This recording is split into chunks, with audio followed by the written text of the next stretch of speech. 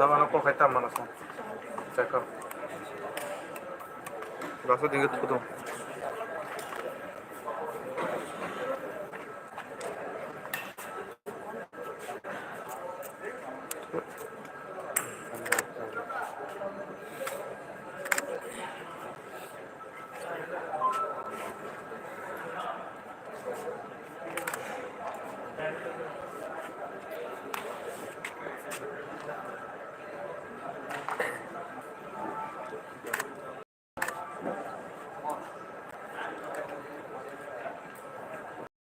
Kan kita panduk itu angkat begini.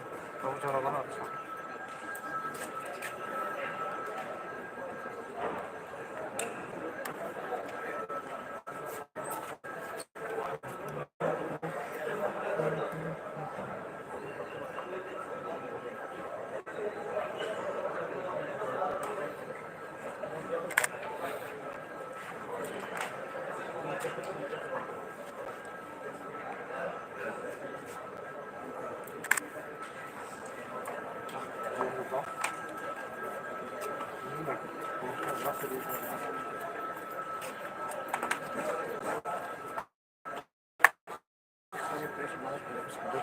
Tahu.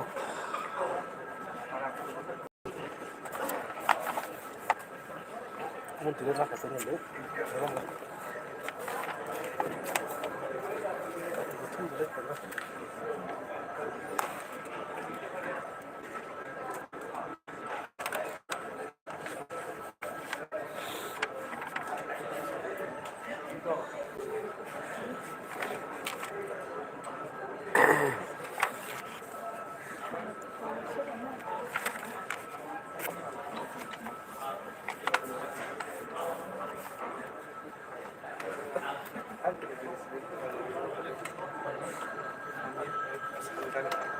Boleh, सब boleh.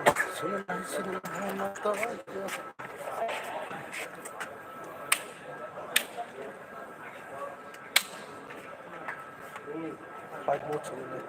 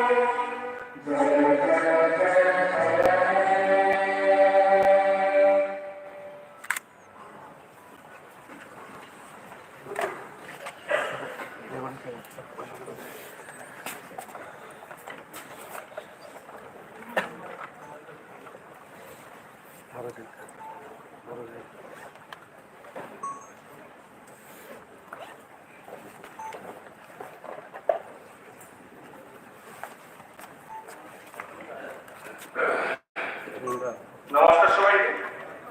এখন সবার পরবর্তী কার্যসূচি হলো 2023-24 আর্থিক সাল অতিরিক্ত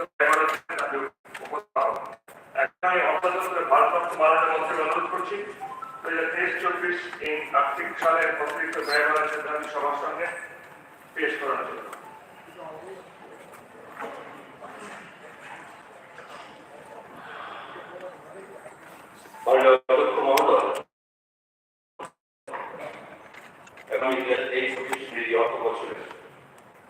অতিরিক্ত ব্যয় বরাদ্দের দাবি এই পবিত্র সভায় পেশ করছি এবং এর পাশাপাশি আপনার অনুমতি নিয়ে এর প্রাসঙ্গিকতা সম্পর্কে সবাইকে সবাইকে অবহিত করতে সংক্ষেপে কয়েকটি কথা বলছি।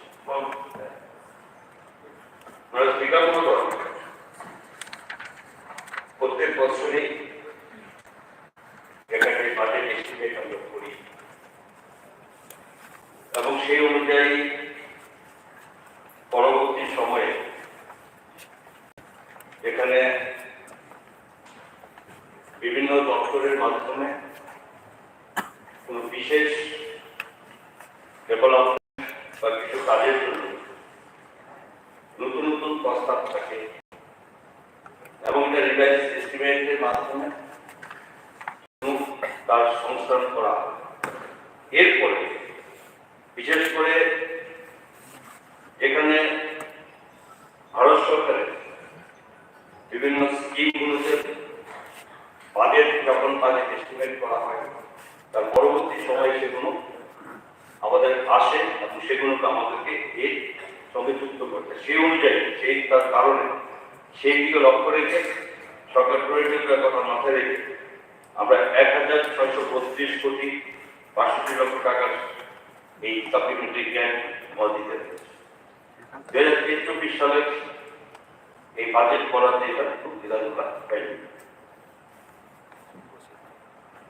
যদি সংশোধিত করাতে একটি প্রধান আইটেমের অধীন থাকে, যখন দপ্তর নতুন হেড অফ অফিস চায় তখন সেটা এই সাপ্লিমেন্টারি গ্র্যান্ট অনুমোদনের প্রয়োজন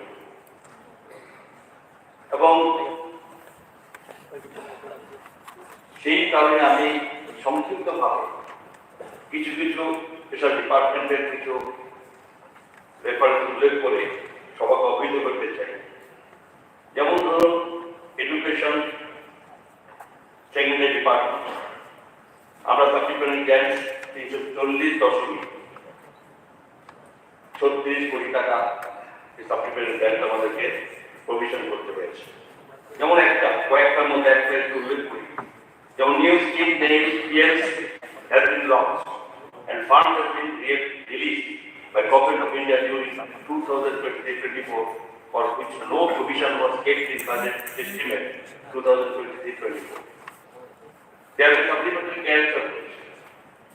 Number 2, RD Department 172.99 crores আমাদেরকে একটা প্রভিশন করতে হয়েছে এই সাপ্লিমেন্টারি গ্র্যান্ট হিসেবে, কারণ new scheme name PM Janman has been launched and funds has been released by Government of India during 2023-24 for which no provision was kept in budget estimate 2023-24. Thereby supplementary grants ঠিক এইভাবে urban development department 139.07 crores সেখানে এই supplementary grant আমাদেরকে হয়েছে। সেখানে দুটো point, during preparation of budget estimate 2024 less provision has been kept against special assistance or capital investment, but subsequently Government of India has been released more funds under the scheme, thereby supplementary grants is required to be taken. Exactly, during preparation of budget estimate 2023-24 less provision has been kept against local bodies grants of ULBs under 15th finance grants, but subsequently Government of India has been released more funds under the scheme. এইভাবে social welfare and social education 98.94 আমাদের ঠিক করতে হয়েছে। এখানে আমরা সকলে জানি যে নতুন করে আমাদের সরকার মাননীয় মুখ্যমন্ত্রী প্রফেসর মানিকের নেতৃত্বে আমরা নতুন করে সোশ্যাল পেনশন প্রায় 30,000-এর মতো আমরা নতুন করে উঠতে হয়েছে। তার জন্য এই এডিশনাল ফান্ড একজন গিভেন করতে হবে। ঠিক তেমনি tax welfare additional fund has been given on the share of taxes in local bodies that ensure that the disbursement of salary of CTAC staff. Second one, more fund as a post-metric scholarship for ST has been received from Government of India and released by Finance Department compared to the 2023-24. There is supplementary grants approach. Third, during preparation of budget estimates 2023-24, less provision has been kept against special for capital investment, but subsequently Government of India has been released more funds under the scheme. এই কারণে যেমন election আপনারা সকলে আমরা জানি additional fund has been given for ensuring parliament election. এই ক্ষেত্রে এগুলো বিভিন্ন সময় আমাদেরকে পার্লামেন্টে জ্ঞান চলে আসতে হয়েছে। আমরা আমি আমাকে বা আপনাদের এই সভাতে আপনার নিকট আমরা এটা এই সাপ্লিমেন্ট জ্ঞান সেটা আমরা পেশ করছি। মাননীয় সদস্য অনুরোধ করছি 2023-24 আর্থিক সালের অতিরিক্ত ব্যয় বাড়ানোর দাবি সম্পর্কে বৈঠক দীর্ঘদিনের মধ্যে বিধানসভা সচিবালয়ে এই নোটিশ জমা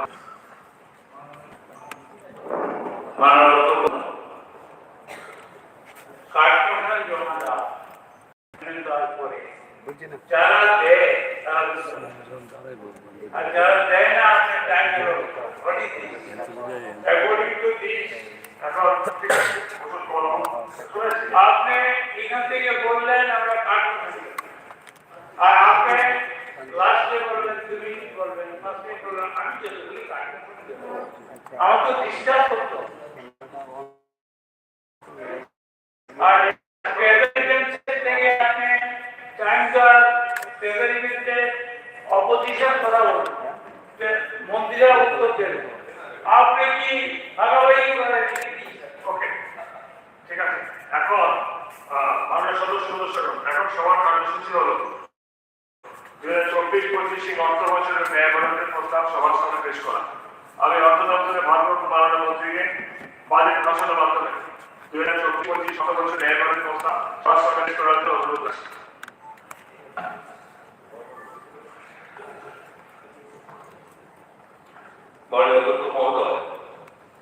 আমি এই মহতী সভায় 2024-25 অর্থবর্ষের জন্য রাজ্যের বাজেট উপস্থাপন করতে যাচ্ছি।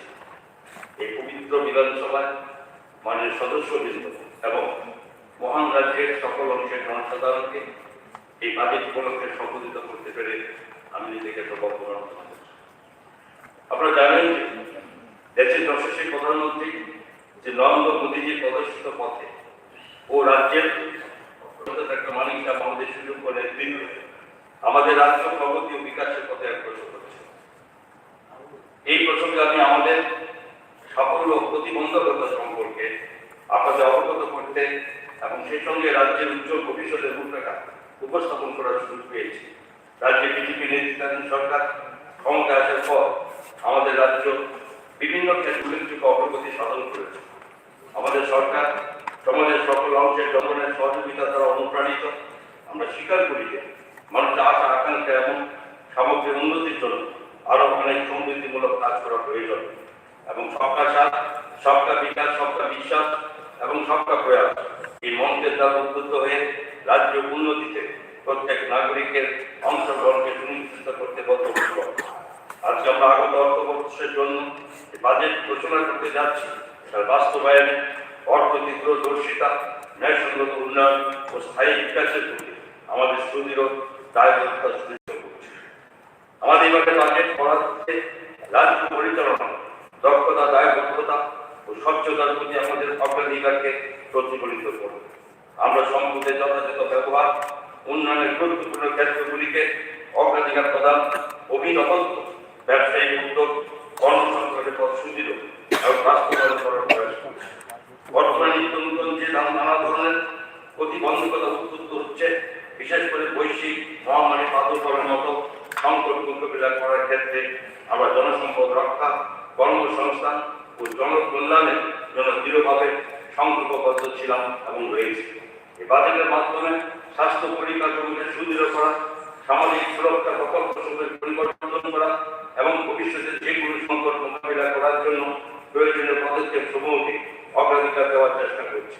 তাছাড়া রাজ্যের মানুষের মধ্যে থাকা সম্ভাবনা সমূহের পরিপূর্ণ বিকাশের জন্য শিক্ষা, দক্ষতা বিকাশ ও পরিকাঠামো উন্নয়ন এই তিনটি ক্ষেত্রের উপর যথেষ্ট পরিমাণ জোর দেওয়া প্রয়োজনীয়তা আমাদের সরকার উপলব্ধি করেছে, যা আমাদের রাজ্যকে উন্নতি ও সমৃদ্ধির পথে এগিয়ে নিয়ে যাবে। কৃষি ও কৃষক কল্যাণ 2018-19 অর্থবর্ষ থেকে রাজ্যের 2,43,339 জন কৃষক প্রধানমন্ত্রী কিষাণ সম্মান নিধি যোজনার আওতায় সুবিধা পেয়েছে। 640 লক্ষ টাকা সুবিধাভোগী কৃষকদের ব্যাংক অ্যাকাউন্টে জমা করা হয়েছে। রাজ্যে 12,46,000 কৃষকের ফসল প্রধানমন্ত্রী ফসল বীমা যোজনা আওতায় নিয়ে আসা হয়েছে। রাজ্যের কৃষকদের মধ্যে 3,29,860টি কিষাণ ক্রেডিট কার্ড বিতরণ করা হয়েছে। কিষাণ ক্রেডিট কার্ডের আওতায় রাজ্যের কৃষকরা এখন পর্যন্ত ঋণ পেয়েছেন 1,449 কোটি টাকা। 2018-19 অর্থবর্ষ থেকে গত মৌসুম পর্যন্ত রাজ্যের কৃষকদের থেকে 1,92,000 মেট্রিক টন ধান ন্যূনতম সহায়ক মূল্য ক্রয় করা হয়েছে। যান্ত্রিক পদ্ধতিতে কৃষির প্রসারের জন্য এবং কৃষি উৎপাদন বৃদ্ধির লক্ষ্যে 375টি কৃষি যন্ত্রপাতি ব্যাংক স্থাপন করা হয়েছে। 2018-19 বর্ষ থেকে 13,394 হেক্টর জমি ফলমূল চাষের আওতায় আনা হয়েছে এবং 18,764 হেক্টর জমি হাইব্রিড শাকসবজি চাষের আওতায় নিয়ে আসা হয়েছে। রাজ্য সরকার জৈব প্রকৃতি বান্ধব চাষ পদ্ধতিকে অগ্রাধিকার দিয়েছে। স্থায়ী কৃষি পদ্ধতির বিকাশ, জেলাকৃত কৃষি পদ্ধতি ছাড়াও বেবি কর্নের মতো অপ্রচলিত ফসল চাষের উদ্যোগ নেওয়া হয়েছে। 2023-24 অর্থবর্ষে 62 হেক্টর জমিতে বেবি কর্ন চাষ করা হয়েছে। রাজ্য সরকার 2023-24 অর্থবর্ষে মিলেট চাষকে উৎসাহ দিয়েছে এবং এই অর্থবর্ষে 13,50 মেট্রিক টন মিলেট বিতরণ করা হয়েছে। আমি আনন্দের সাথে মন্ত্রিসভাকে জানাতে চাই যে রাজ্য সরকার ধানের ক্রয় মূল্য কেজি প্রতি 20 টাকা 40 পয়সা থেকে বাড়িয়ে 21 টাকা 83 পয়সা করা হয়েছে, যা 2003 সালের ডিসেম্বর মাস থেকে কার্যকর হয়েছে। নিখুঁত ফসল সম্বন্ধীয় পূর্বাভাস প্রদানের জন্য ভূমি রেকর্ড এবং সাময়িক ফসল জরিপের তথ্য সংযোগ করে একটি ঐক্যবদ্ধ কৃষক তথ্য ডাটাবেস তৈরি করা হয়েছে। রাজ্য সরকার কৃষিক্ষেত্রে নয়া প্রযুক্তি ভিত্তিক নিবিড় সম্প্রসারণমূলক কার্যক্রমের জন্য লেখুঙ্গা এবং বেলবাড়িতে দুটি নতুন কৃষি মহকুমা সৃষ্টি করেছে। আমি উত্তর ত্রিপুরা যুবরাজনগর এবং পশ্চিম ত্রিপুরা পুরাতন আগরতলা আরো দুটি কৃষি মহকুমা খোলার প্রস্তাব রাখছি। অরুন্ধতী অবস্থিত রাজ্য কৃষি গবেষণা কেন্দ্রে একটি শাকসবজির অবশিষ্টাংশ পরীক্ষাগার এবং গ্রাম লবণ সংরক্ষণ কেন্দ্র 10 কোটি টাকা ব্যয়ে স্থাপন করা হবে। আমি আরো প্রস্তাব রাখছি যে 2024-25 অর্থবর্ষে 23,71 লক্ষ টাকায় 8টি নতুন কৃষি উন্নয়ন গবেষণা কেন্দ্র নির্মাণ করা হবে। তদুতে ইন্দোডাচ প্রকল্পে 9,17 লক্ষ টাকা ব্যয়ে লেবু জাতীয় ফলের এক্সেলেন্স সেন্টার এবং লেবু জাতীয় ইন্দো ইসরায়েল অ্যাকশন পরিকল্পনায় একটি এক্সেলেন্স সেন্টার ফর ফ্লাওয়ার 10 কোটি টাকা ব্যয়ে গড়ে তোলার পরিকল্পনা করা হয়েছে। ফল, সবজি ও ফুলের বৈজ্ঞানিক পদ্ধতিতে চাষ করার জন্য সর্বোৎকৃষ্ট মানের চারা ইত্যাদি সরবরাহ করার জন্য। পানি সম্পদ বিকাশ, রাজ্য সরকার রাজ্যের চাহিদা পূরণের জন্য দুধ, মাংস, ডিম উৎপাদনের স্বনির্ভরতার উপর গুরুত্ব দিয়েছে। লিঙ্গ বিভাজনের মাধ্যমে কৃত্রিম গর্ভধারণ প্রক্রিয়া গবাদি পশুর গুণগত উন্নতি করা হচ্ছে। তাছাড়া উচ্চ উৎপাদনশীল প্রজাতির গবাদি পশু ও পাখির এক্সক্লুসিভ জন্মলগ্ন রাজ্যের কৃষকদের প্রদান করা হয়েছে। রাজ্য সরকার ন্যাশনাল লাইভস্টক মিশনের অধীনে গবাদি পশু ও পোল্ট্রি ভিত্তিক শিল্প উদ্যোগ গুরুত্ব দিয়েছে। 2023-24 অর্থবর্ষে রাজ্য সরকার 6,000 টাকা করে নগদ পুরস্কারের মাধ্যমে 2,900 জন অগ্রগতিশীল পানি ফলক কৃষকদের সম্মানিত করেছে। কৃত্রিম গর্ভধারণের প্রক্রিয়ার মাধ্যমে উন্নত প্রজাতির দ্রুত বর্ধনশীল শাক উৎপাদন করতে গুরুত্ব দেওয়া হবে। 2024-25 অর্থবর্ষের জন্য এই ক্ষেত্রে সর্বমোট বরাদ্দ হল 183,64 লক্ষ টাকা। মৎস্য 2023-24 অর্থবর্ষে একটি প্রশিক্ষণ কেন্দ্র 5টি খুচরো মৎস্য বিপণী নির্মাণের উদ্যোগ নেওয়া হয়েছে এবং 2,420 জন মৎস্য চাষীকে মৎস্য চাষের সহায়ক জিনিসপত্র প্রদান করা হয়েছে। 88 জন মৎস্য চাষীকে মাছের চারা প্রদান করা হয়েছে। মাছ উৎপাদন বৃদ্ধির জন্য গুঙ্গুর হ্রদে কেজ কালচার শুরু হয়েছে এবং ইতিমধ্যে 1,512টি কেজ স্থাপন করা হয়েছে। 2টি মৎস্য চাষ কেন্দ্র এবং 1টি মৎস্য উৎপাদন কেন্দ্র স্থাপনের কাজ হাতে নেওয়া হচ্ছে। 3 কোটি তাতে ব্যয় হবে 3,18 লক্ষ টাকা। 2024-25 অর্থবর্ষে 17 কোটি 13 লাখ টাকা ব্যয়ে 4টি মৎস্য চাষ কেন্দ্র এবং 1টি মৎস্য বিদ্যা সচেতনতা কেন্দ্র নির্মাণ করা হবে। শিক্ষা, মাধ্যমিক ও প্রাথমিক 2023-24 অর্থবর্ষে রাষ্ট্রীয় শিক্ষানীতি 2020 বাস্তবায়িত করা হয়েছে এবং সেই অনুযায়ী পাঠ্যক্রম ও নিয়মাবলী চালু করা হয়েছে। 2024-25 অর্থবর্ষে IDF এর অধীনে 21টি উচ্চ মাধ্যমিক মাধ্যমিক স্তরের বিদ্যালয়ে নতুন ভবন নির্মাণ করা হবে, যার জন্য 123 কোটি 78 লক্ষ টাকা ব্যয় করা হবে। উচ্চশিক্ষা 2023-24 শিক্ষাবর্ষ থেকে টেকনো ইন্ডিয়া বিশ্ববিদ্যালয় এবং আর্যভট্ট আন্তর্জাতিক বিশ্ববিদ্যালয় নামক দুইটি বেসরকারি বিশ্ববিদ্যালয় ত্রিপুরাতে তাদের কার্যক্রম চালু করেছে। 2024-25 অর্থবর্ষে উদয়পুরে বেসরকারি উদ্যোগে মাতা ত্রিপুরা সুন্দরী মুক্ত বিশ্ববিদ্যালয় স্থাপন করা হবে। যুব বিষয়ক ক্রীড়া রাজ্য সরকার বিভিন্ন ধরনের খেলাধুলাকে সব অংশের মানুষের কাছে জনপ্রিয় করে তোলার প্রয়াস করছে, যাতে সমস্ত অংশের মানুষের সুস্বাস্থ্য সুনিশ্চিত হয়। সিনথেটিক টার্ফ, সম্মিলিত ফুটবল মাঠ, বহুমুখী ক্রীড়া ভবন, সিনথেটিক হকি মাঠ, সুইমিং পুল এবং ওপেন জিমনেসিয়ামের মতো ক্রীড়া পরিকাঠামো রাজ্যের বিভিন্ন স্থানে গড়ে তোলা হচ্ছে।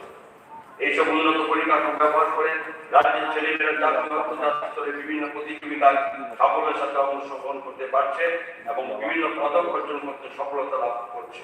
এই প্রসঙ্গে আমি আনন্দের সাথে আপনাদের অবগতি করতে চাই, আগরতলা অনুষ্ঠিত জাতীয় স্কুল ক্রীড়া প্রতিযোগিতা বিভিন্ন বিভাগে রাজ্যের ছেলেমেয়েরা 6টি স্বর্ণ পদক ও 2টি রৌপ্য পদক এবং 1টি ব্রোঞ্জ পদক জয় করেছে।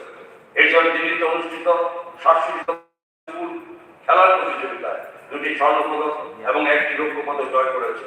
পশ্চিমবঙ্গে অনুষ্ঠিত 67তম জাতীয় স্কুল খেলার প্রতিযোগিতায় রাজ্যের অংশগ্রহণকারীরা 3টি রৌপ্য পদক জয় করেছে।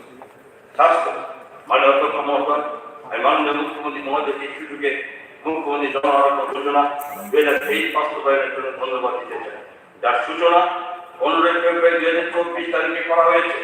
এই পরিকল্পনাটি আমাদের রাজ্যের প্রতিটি নাগরিকের জীবনে সতর্ক প্রভাব ফেলবে। এই যোজনাটি প্রধানমন্ত্রী জন আরোগ্য যোজনার সাথে সাথে রাজ্যের 100% জনগণকে স্বাস্থ্য বীমা আওতায় নেওয়া হবে। রাজ্য সরকার রাজ্যের সমস্ত স্বাস্থ্য পরিষেবাকে সুদৃঢ় করে তোলার বিষয়টিকে অগ্রাধিকার দিয়েছে। বালিসাগর, কুমারঘাট ও করবুকের 3টি কমিউনিটি স্বাস্থ্য কেন্দ্রকে মহকুমা হাসপাতাল উন্নীত করা হয়েছে। 2024-25 অর্থবর্ষে এডিএমসি জিবিপি হাসপাতালের পরিসরে 200 শয্যা সমন্বিত মাল্টি কেয়ার স্বাস্থ্য ইউনিট নির্মাণ হবে এবং সেটা পিএম ডিভাইডের আওতায় থাকবে। কাঞ্চনপুর অমরপুরে মহকুমা হাসপাতাল পরিসরগুলিতে স্টাফ কোয়ার্টার নির্মাণ করা হবে, যার ব্যয় 50 লক্ষ টাকা এবং সেটাও সুবর্ণ জয়ন্তী নির্মাণ যোজনার আওতায়। সিপাহীজলাতে একটি একত্রিত নেশাবন্দি কেন্দ্র স্থাপন করা হবে, যার ব্যয় 89 লক্ষ টাকা ব্যয় পিএম ডিভাইডের আওতায় থাকবে। খাদ্য জনসংকট প্রক্রিয়া অধিকার 2024-25 বর্ষে smart PDF scheme for modernisation and reform through technology in public distribution system প্রকল্পের আওতায় রাজ্যে স্মার্ট গণবন্টন ব্যবস্থা চালু করা হবে। ভারত সরকার আর্থিক সহায়তা সেসবে রাজ্যের সবকটি রেশন শপের সুবিধাভোগীদের অথেন্টিকেশন প্রক্রিয়া নির্ভরশীল করে তোলার জন্য সিস্টেম ইন্টিগ্রেটেড ইলেকট্রনিক পরিমাপ যন্ত্র ও আইডি স্ক্যানার স্থাপন করার প্রস্তাব রাখা হচ্ছে। তফসিলি জাতিকরণ মাননীয় অধ্যক্ষ মহোদয়, রাজ্য সরকার সমাজের সমস্ত অংশের সর্বাঙ্গীন বিকাশের লক্ষ্যে প্রতিজ্ঞা করছে। তফসিলি জাতিসমূহের সামগ্রিক কল্যাণ রাজ্য সরকার অন্যতম অগ্রাধিকার। প্রধানমন্ত্রী আদর্শ গ্রাম যোজনার আওতায় রাজ্যের 30টি তফসিলি জাতি অধ্যুষিত গ্রামকে আদর্শ গ্রামে রূপান্তরিত করা হয়েছে। 2023-24 অর্থবর্ষে প্রধানমন্ত্রী আদর্শ গ্রাম যোজনার আওতায় রাজ্যের 32টি তফসিলি জাতি অধ্যুষিত গ্রামের উন্নয়নের উদ্যোগ নেওয়া হয়েছে। 14,359 জন ছাত্রছাত্রীকে 57,44,000 টাকা ব্যয়ে প্রাক মাধ্যমিক মেধাবৃত্তি প্রদান করা হয়েছে এবং 2016 জন ছাত্রছাত্রীকে ডক্টর বি আর আম্বেদকর মেধা পুরস্কার দেওয়া হয়েছে, যার ব্যয় হয়েছে 19,11,000 টাকা। শিল্পকে নূতন শিল্প উদ্যোগ করার জন্য ভর্তি সম্মিলিত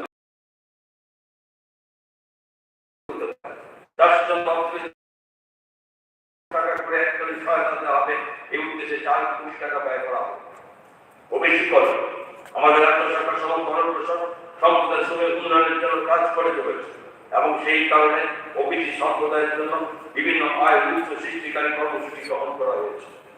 মেধাবী ওবিসি ছাত্রছাত্রীদের রাজ্যের কোষাগার থেকে এককালীন আর্থিক সহায়তা প্রদান করা হচ্ছে।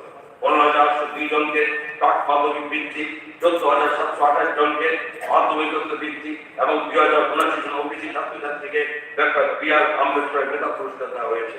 2023 অর্থবর্ষে 10,30 লক্ষ টাকা ব্যয়। ওবিসি ছাত্রছাত্রীদের পড়াশোনার জন্য ওবিসি বেকার যুবাদের ব্যবসা করার জন্য সহজ শর্তে ও স্বল্প সুদে 46,29,00,000 টাকা ঋণ দেওয়া হয়েছে। এতে 2,734 জন মানুষ এতে উপকৃত হয়েছে।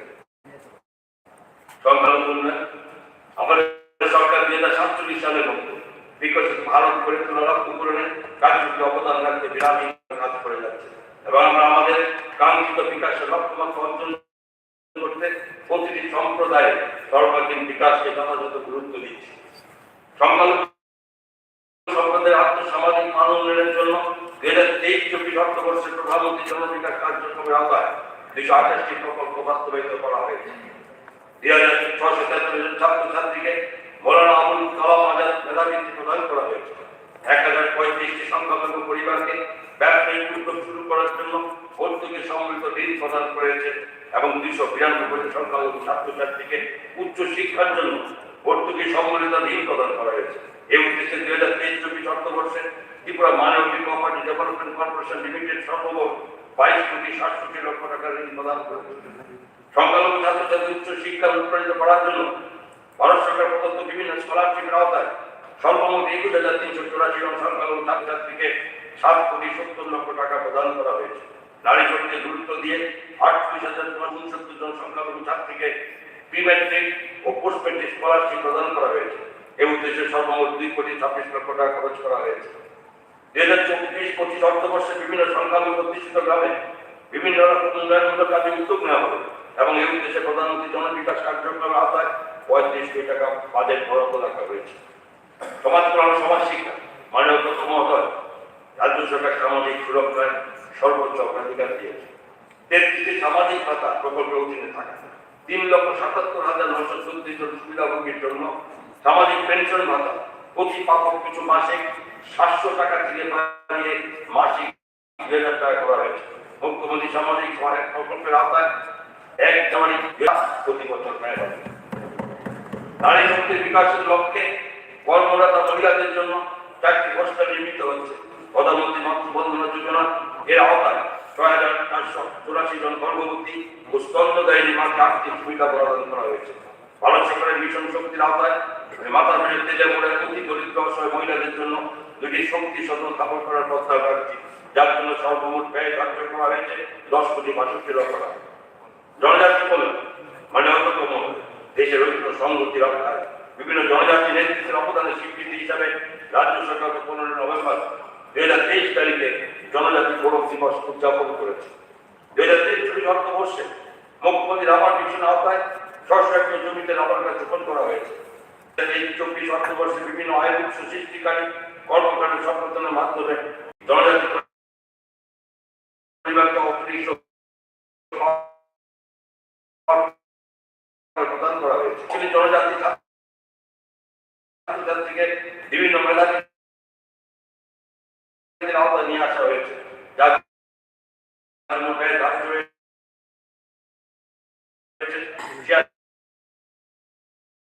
83,00,000 টাকা। 2024-25 অর্থবর্ষে বিভিন্ন জনজাতি অধ্যুষিত এলাকায় রাবার শিটের প্রক্রিয়াজাতকরণের জন্য 50টি স্পোক হাউস নির্মাণ করা হবে এবং এই প্রকল্পের ব্যয় ধার্য হয়েছে 37,50,00,000 টাকা।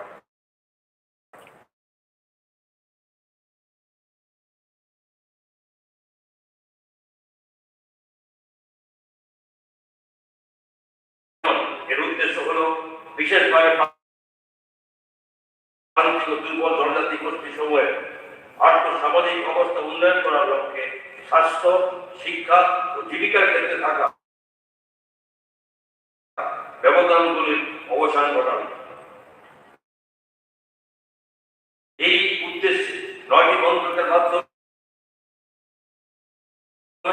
11 জনের জরুরি পদক্ষেপের মাধ্যমে বিশেষভাবে দুর্বল ও প্রান্তিক জনজাতি পরিবার সমূহকে গৃহ পানি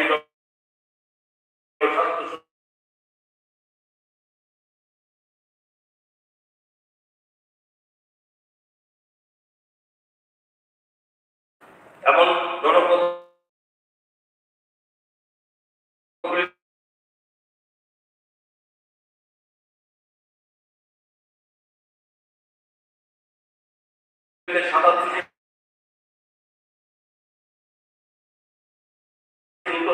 কেন্দ্র স্থাপন করা হবে। 9 কোটি 24 লক্ষ টাকা পেয়ে এই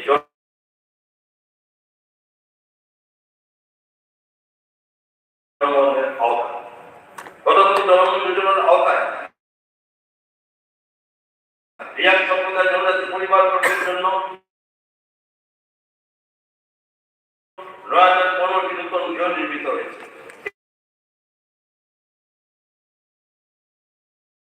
এই যোজনা বাস্তবায়ন করার জন্য আমরা ভারত সরকারের কাছে 43 কোটি 88 লক্ষ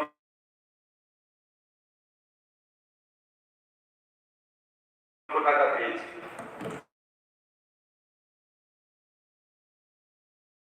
2024 অর্থবর্ষের জন্য রাজ্য সরকার সর্বমোট 698 কোটি 65 লক্ষ টাকা TTADC কে প্রদান করবে, যা 2023-24 সালের বাজেট বছরের চেয়ে অনেকটাই বেশি। এই অর্থরাজি TTADC এলাকার ভিলেজ কাউন্সিলগুলির জন্য পঞ্চম রাজ্য অর্থ কমিশন আওতায় পরের ভাগতে অর্থ থেকে পৃথক এবং অতিরিক্ত। এছাড়াও জনজাতি সাবপ্ল্যানের আওতায় TTADC কে প্রদত্ত অর্থরাশি সহ রাজ্য সরকার আমাদের জনজাতি ভাই কল্যাণের জন্য 5,899 কুমারঘাট ব্লক উপদেষ্টা কমিটি নানাজি দেশমুখ সর্বোত্তম পঞ্চায়েত সতত বিকাশ পুরস্কার এবং রূপাইছড়ি আর্থিক ব্লকের অন্তর্গত ভাগ করা ভিলেজ কমিটি কার্যকর বিশেষ পঞ্চায়েত পুরস্কারে ভূষিত হয়েছে। নিরাপদ পানীয় জল সরবরাহ কেন্দ্র এবং রাজ্য সরকার অগ্রাধিকার। রাজ্য সরকার অত্যন্ত নিষ্ঠার সাথে জল জীবন মিশন বাস্তবায়ন করেছে। জল জীবন মিশনের পূর্বে মাত্র 24,502টি অর্থাৎ যা 76.81% গ্রামীণ পরিবারকে কার্যকরী পানীয় জল সংযোগ অর্থাৎ ফাংশনাল হাউসহোল্ড ট্যাপ কানেকশন দেওয়া হয়েছে। রাজ্য সরকার জল জীবন মিশনের আওতায় গত 4 বছরে 2,545 কোটি 41 লক্ষ টাকা ব্যয় করেছে। স্বচ্ছতা স্যানিটেশন পরিস্থিতি গ্রাম পঞ্চায়েত এডিসি বিলের যে একটি করে পাবলিক ওয়াইফাই হটস্পট পরিষেবা প্রদান করার উদ্যোগ নেওয়া হয়েছে। এছাড়া রাজ্যের মহাকরণের ICT পরিকাঠামো বৃদ্ধি উন্নতিকরণের কাজ হাতে নেওয়া হয়েছে। 2024 অর্থ কোটি টাকা বেশ পাস করে দেওয়া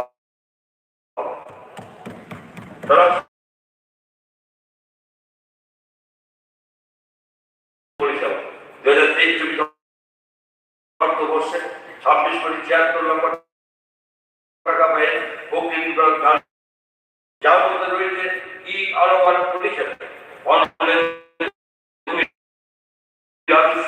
অনলাইন মিউটেশন এবং ডিমার্কেশনের অনলাইন মাধ্যমে পেমেন্ট পরিষেবা ইত্যাদি। প্রতিটি জমির প্লটকে 10% আইডেন্টিফিকেশন নম্বর দেওয়ার লক্ষ্যে নকশা নামের একটি সফটওয়্যার চালু করা হয়েছে। রাজ্য সরকার চালু করেছে যা বনাধিকার সীমানিত ব্যবহৃত হবে। 2024 যোজনা আওতায় এবং সার্ভে অফ ইন্ডিয়ার সহযোগিতায় রাজ্য সরকার সমস্ত বিদ্যমান রাজস্ব মানচিত্র হালনাগাদ করার জন্য ড্রোন চালনা করে জমি তৈরি করবে। বিজ্ঞান প্রযুক্তি পরিবেশ করার লক্ষ্যে বিভিন্ন পদক্ষেপ নিচ্ছে। উত্তর ত্রিপুরা ঊনকোটি জেলা 2টি ভ্রাম্যমাণ ইনফ্রাস্ট্রাকচার তালা স্থাপন করা হয়েছে। তাছাড়া সুকান্ত একাডেমিতে শিশু বিজ্ঞান গ্যালারি এবং একটি মজার বিজ্ঞান গ্যালারি নির্মাণ করা হয়েছে। মহাবিদ্যালয় ভিত্তিক 40 DNA ক্লাব এবং 4 যুব প্রযুক্তি ক্লাব চালু করা হয়েছে। ভিলেজ ও 3টি মাশরুম হ্যামলেট তৈরি করা হয়েছে।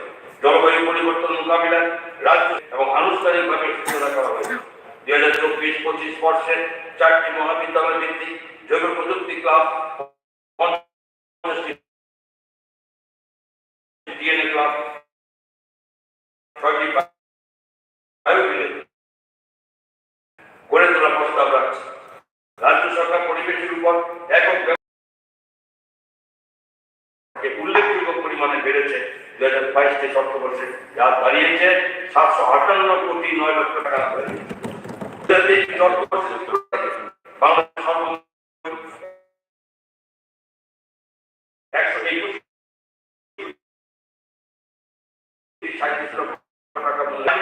এমপ্লয়মেন্ট জেনারেশন প্রোগ্রাম এবং স্বাবলম্বন প্রকল্পের আওতায় বিভিন্ন সরকারি কর্মসংস্থান উদ্যোগের জন্য 25 কোটি 82 লক্ষ টাকা প্রদান করা হয়েছে। আমি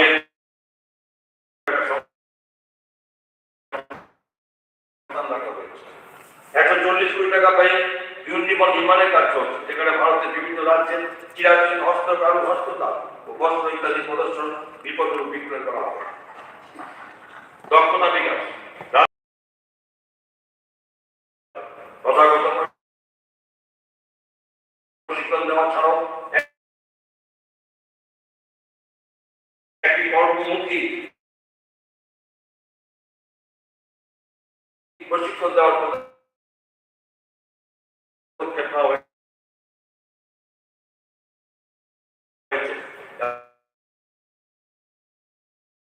এবং এই উদ্দেশ্যে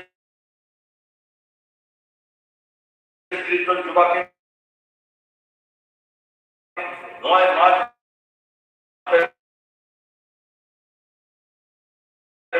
জাপানি ভাষা শেখার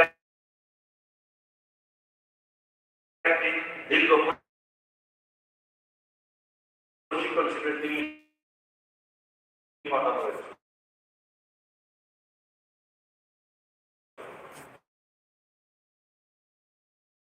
এছাড়া 30 জন মহিলা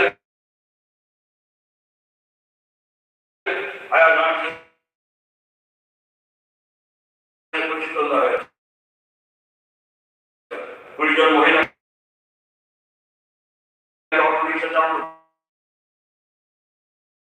প্রশিক্ষণ দেওয়া হয়েছে। 200 জন পুরুষ মহিলাকে নবজাতক শিশু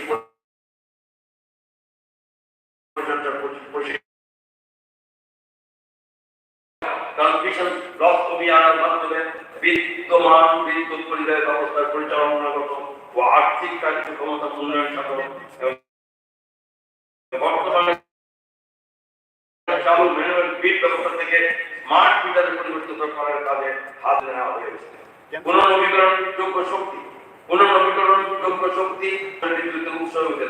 রাজ্য সরকার বিগত কয়েক বছরে পুনর্নবীকরণযোগ্য শক্তির ক্ষেত্রে বৃহৎ পদক্ষেপ নিয়েছে। মাননীয় প্রধানমন্ত্রী নরেন্দ্র মোদী তার মন কি বাত অনুষ্ঠানে পুনর্নবীকরণযোগ্য শক্তি ব্যবহারের ক্ষেত্রে রাজ্য সরকার নেওয়া উদ্যোগের প্রশংসা করেছেন। ত্রিপুরা পুনর্নবীকরণ শক্তি বিকাশ কেন্দ্র, প্রধানমন্ত্রী কিষাণ উচ্চাস RITF এবং রাজ্য সরকার প্রদত্ত অর্থ ব্যবহার করে বিভিন্ন পদক্ষেপ নিয়েছে। একটি সৌর বিদ্যুৎ চালিত আলোর ব্যবস্থা গ্রামীণ বাজার আলোকজ্যোতি প্রকল্পের আওতায় সম্প্রসারিত করা হয়েছে। অনেকগুলি জনজাতি অধ্যুষিত গ্রামীণ এলাকা বাজারে জনপদ। এছাড়াও সৌর বিদ্যুতের মাইক্রো গ্রিড, সৌর বিদ্যুৎ চালিত স্ট্রিট লাইট এবং সৌর বিদ্যুৎ চালিত সোলার হাই মাস্টের মতো সুবিধা সহ রাজ্যে বিভিন্ন স্থানে চালু করা হয়েছে। রাজ্য সরকার পরিবেশ বান্ধব শক্তি উৎপাদনে বিশেষ গুরুত্ব দিচ্ছে। 2023-24 বর্ষে প্রধানমন্ত্রী কিষাণ উর্জার সুরক্ষা এবং উৎপাদন অভিযান PM কুসুম যোজনার আওতায় 20 কোটি 20 লক্ষ টাকা ব্যয়ে 2000 সৌর বিদ্যুৎ পরিচালিত পর্ব ভোল্টেইক পাম্প স্থাপন করা হয়েছে, যা রাজ্য সরকারের জন্য RITF এর আওতায় ভর্তিকে প্রদান করেছে। সুবর্ণ জয়ন্তী ত্রিপুরা নির্মাণ যোজনার আওতায় কৃষিক্ষেত্রে পুনর্নবীকরণযোগ্য শক্তি ব্যবহার করার জন্য 1421টি সতর্ক অপগ্রেড সোলার কৃষি পাম্প স্থাপন করা হচ্ছে, যার জন্য 20 কোটি টাকা রাজ্য কোষাগার থেকে ব্যয় করা হবে। এছাড়া prime minister development initiative for north eastern reason এর আওতায় 81 কোটি 2 লক্ষ টাকা ব্যয়ে 274টি দুর্গম জনপদের সৌরবিদ্যুতের শক্তিতে চালিত মাইক্রোগ্রিড স্থাপন করা হচ্ছে। নগর উন্নয়ন প্রধানমন্ত্রী আবাস যোজনার আওতায় 82,132টি গৃহ নির্মাণের অনুমোদন হয়েছে এবং এখন অব্দি 64,582টি গৃহ নির্মাণ সম্পন্ন হয়েছে। 2024-25 অর্থবর্ষে রাজ্যের বিভিন্ন শহরে বিভিন্ন স্থানে শিশু, কিশোর ও মহিলাদের জন্য স্বাস্থ্যসম্মত শৌচাগার সুনিশ্চিত করার জন্য 85টি পিঙ্ক টয়লেট নির্মাণ করা হবে।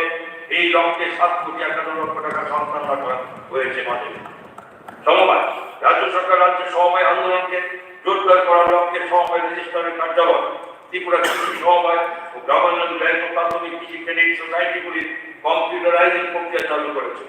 এই সমবায়, ভোক্তা সমবায়, গুদামজাতকরণ, বিপণন এবং প্রক্রিয়াজাতকরণ সমবায় সমূহকে নতুনভাবে গড়ে তোলা হবে। আমি আনন্দের সাথে মন্ত্রিসভাকে জানাতে চাই, আমাদের মাননীয় প্রধানমন্ত্রী মহোদয় ভার্চুয়াল মাধ্যমে সমবায় ক্ষেত্রে শস্য সংগ্রহ পরিকল্পনার একটি পাইলট প্রকল্প উদ্বোধন করেছেন এবং গোমতী জেলার অন্তর্গত চিলকরা প্যাক্স হল এই পাইলট প্রকল্প প্রাপকদের মধ্যে থাকা একটি সমবায়। ত্রিপুরা ভারতের 11টি রাজ্যের মধ্যে একটি রাজ্য যাকে ভারত সরকার এই প্রকল্পে অন্তর্ভুক্ত করেছে। এই উদ্যোগের লক্ষ্য হল ট্যাক্সের বিধানগুলিকে খাদ্যশস্য সাপ্লাই চেইন, খাদ্যশস্য নিরাপত্তা এবং দেশের অর্থনৈতিক উন্নয়নের সাথে নিরবচ্ছিন্নভাবে সমন্বিত করা। আইন মাননীয় অধ্যক্ষ মহোদয়, রাজ্য সরকারের যে বিচার বিভাগ পরীক্ষা উন্নয়নের জন্য বিভিন্ন তলা আদালত আবাস নির্মাণের উদ্যোগ নিয়ে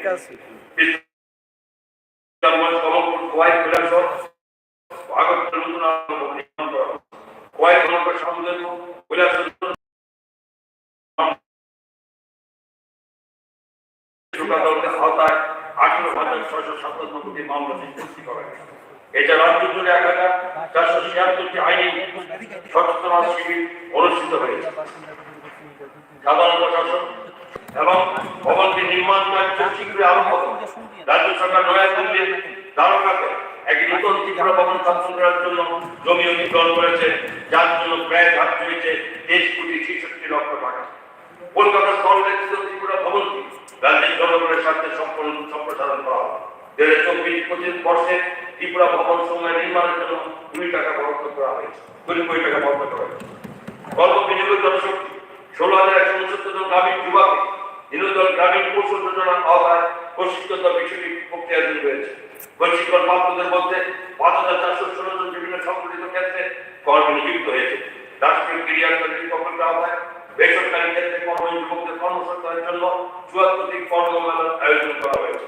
সুশাসন রাজ্য সরকার মাননীয় মুখ্যমন্ত্রী প্রফেসর ডক্টর মানিক চাঁদের নেতৃত্বে রাজ্যের জনগণের সর্বাঙ্গীন বিকাশের লক্ষ্যে বিভিন্ন প্রকল্পের বাস্তবায়নে এবং স্বচ্ছতা বজায় রেখে স্থায়ী উন্নতির লক্ষ্যে বিভিন্ন পদক্ষেপ গ্রহণ করেছে। রাজ্য সরকার বিগত 2023-এর আগস্ট মাসে সাধারণ প্রশাসন সুশাসন নামক একটি দপ্তর বিগত 2023-24 অর্থবর্ষের বাজেটের ঘোষিত লক্ষ্য অনুযায়ী সৃষ্টি করেছে।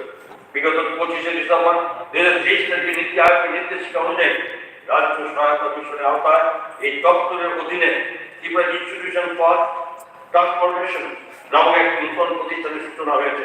এই প্রতিষ্ঠানটিতে মাননীয় মুখ্যমন্ত্রী যাতে সমস্ত রাজ্যের জনসাধারণের সাথে মত বিনিময় করতে পারেন, সেই জন্য প্রতিষ্ঠানটিতে পর্যাপ্ত সুবিধা যুক্ত করা হয়েছে। এই প্রতিষ্ঠানটি রাজ্যের অর্থনৈতিক প্রগতি ত্বরান্বিত করার লক্ষ্যে বিভিন্ন মৌলিক সমস্যা ও ঘটক সমূহকে চিহ্নিত করবে। ডিজিটাল প্রযুক্তি ভিত্তিক বিকাশের অগ্রাধিকার দেওয়ার মধ্যে রাজ্যের সুশাসনের চাবিকাঠি নিয়োজিত হয়েছে। প্রতিবার সুশাসন অভিযান 2.0 অনুষ্ঠিত হয়েছে। এই সুশাসন অভিযান 2024-25 অর্থবর্ষ চালু থাকবে। আমি মন্ত্রিসভাকে জানাতে চাই যে ভারত সরকারের সহায়তা রাজ্য সরকার 9টি এক্সট্রাঅর্ডিনারি এইডেড প্রকল্প বাস্তবায়ন করছে, যাতে সর্বমোট বিনিয়োগ হচ্ছে 8,265,60,00,000 টাকা। আশা করা যায় এরকম বিভিন্ন বাহ্যিক সংস্থা হতে প্রাপ্ত বিনিয়োগ রাজ্যকে একটি দ্রুত অর্থনৈতিক প্রকৃতি সক্ষম থাকবে। অর্থ 2024-25 অর্থবর্ষে সর্বমোট বাজেট বরাদ্দ ছিল 27,804,67,00,000 টাকা। এর মধ্যে মূলধনী ব্যয় ধরা হয়েছে 6,633,80,00,000 টাকা, যা 2023-24 বর্ষে রিভাইজ এস্টিমেটের চাইতে 24.26% বেশি। প্রাপ্তি ও ব্যয় সংক্ষিপ্ত সার নিম্নবর্ণ। 24-25 B. Revenue account number 1, receipts 22,957.54 crore. Second, expenditure 21,170.87 crore. Third, surplus A1 minus A2 1,786.67 crore. Capital account 1, receipt from loans and others, including public account and opening balance 4,456.44 crore. 2, second, expenditure 6,633.80 crore. Third, deficit B1 minus B2 2,197.66 crore. Total receipts A1 plus B1 27,393.98 crore. About total expenditure A2 plus B2 27,804.67. Budget deficit C minus B 410.69 crore. মাননীয় অধ্যক্ষ মহোদয়, এই budget সমাজের সকল অংশের মানুষের সাময়িক বিকাশের মধ্যে এক ত্রিপুরা শ্রেষ্ঠ ত্রিপুরা উন্নতি করার জন্য একটা রূপরেখা তুলে ধরেছি।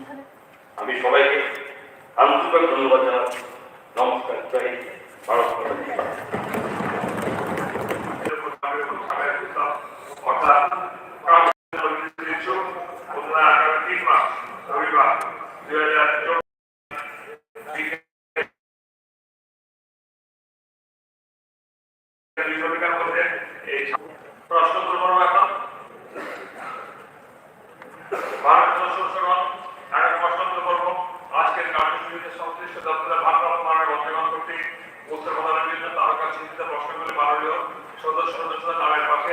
উল্লেখ রয়েছে।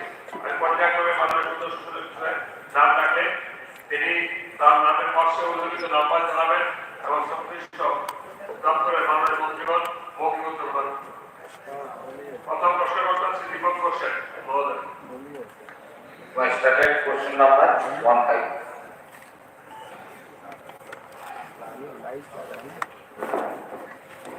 Honorable Speaker, sir.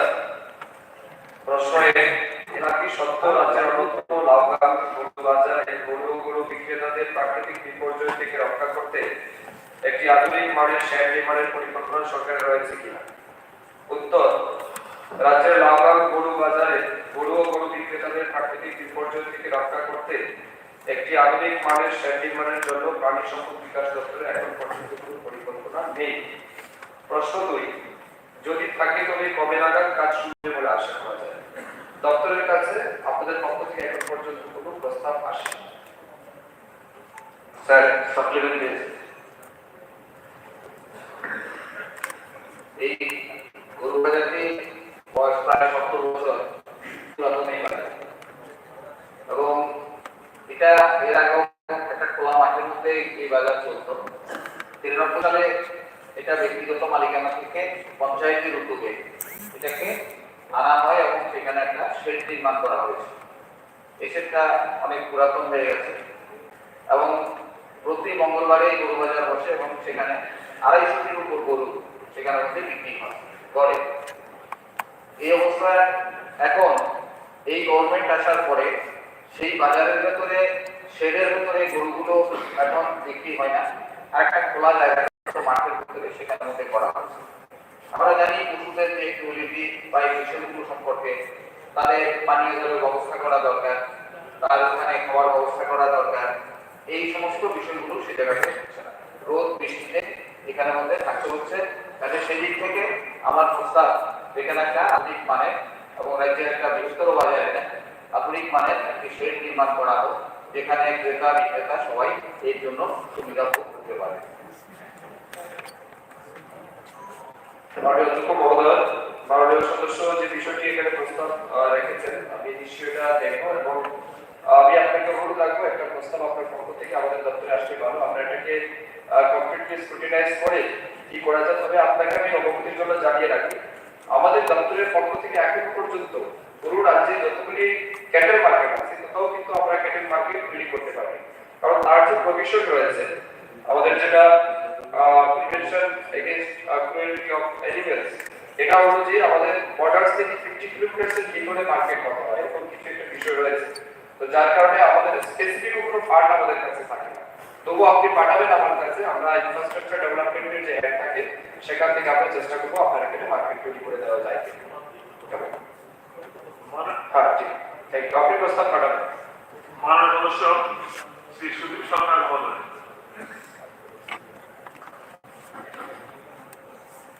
My admitted start question 17.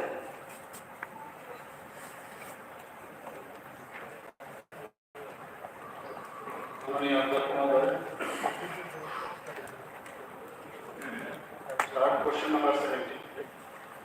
প্রশ্ন 1, বরজলা বিধানসভা এলাকায় সুকুমার উচ্চতর মাধ্যমিক বিদ্যালয়কে ডিগ্রি কলেজে উন্নীত করার বর্তমান সরকারের কোনো পরিকল্পনা আছে?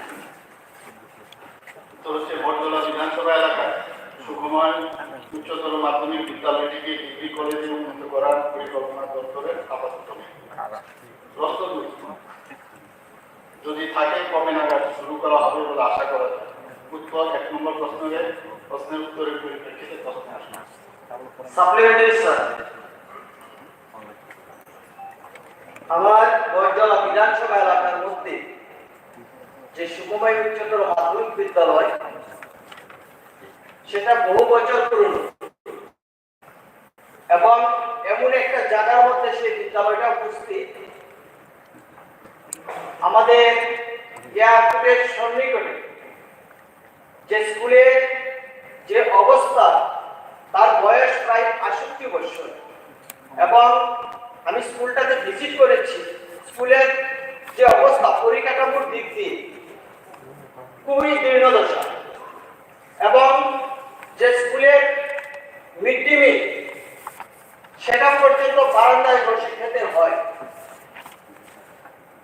আমি এই জন্য বিগত সেশনে একটা প্রশ্ন রেখেছিলাম যে স্কুলকে যেহেতু আমাদের রাজ্যের প্রবেশদ্বার সে এয়ারপোর্টের সন্নিকটে, তাকে একটা মডেল স্কুলে পরিণত করা যায় কিনা। সেই জায়গার মধ্যে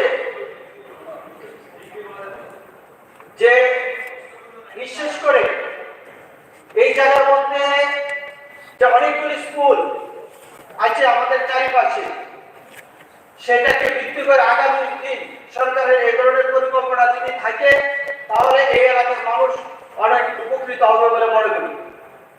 এবং যদি ডিগ্রি কলেজে নাই রূপান্তরিত করার হয়, তাকে একটা মডেল স্কুলে পরিণত করার দাবি রাখছি আপনার মাধ্যমে। মাননীয় অধ্যক্ষ মহোদয়, আসলে যে প্রশ্ন করেছেন মিড ডে মিল আবার চলেছে, মানে প্রশ্নটা আসলে রিলেটেড নাই, পরিপূরক না। কিন্তু কলেজ যেহেতু আপনি বলছেন, আমি কলেজের বিষয় নিয়ে এখানে দেখুন, আমাদের অলরেডি আগরতলা শহর এখানে 5টি সাধারণ ডিগ্রি কলেজ আছে, আমরা সবাই জানি। সেই অরবিন্দ সাধারণ ডিগ্রি কলেজ ইংরেজি মাধ্যম, আপনার এখানে এবং অনারেবল চিফ মিনিস্টার যে ত্রিপুরায় নতুন কলেজ খোলার কোনো পরিকল্পনা আছে এই বছর, অর্থ বছর, নাম্বার 1। নাম্বার 2 হচ্ছে আমাদের ত্রিপুরায় অনেকগুলো ইংলিশ মিডিয়াম স্কুল রয়েছে। ক্লাস 12-এর পর কলেজে ইংলিশ মিডিয়াম কলেজ সেই মাত্রায় সেই সংখ্যাটা নেই বলে most of the students Delhi, Pune, Shillong ইত্যাদি জায়গায় গিয়ে পড়াশোনা করছে। So I would like to know from Honorable Chief Minister of the state whether the government will take initiative to open more English medium colleges in the state. Thank you.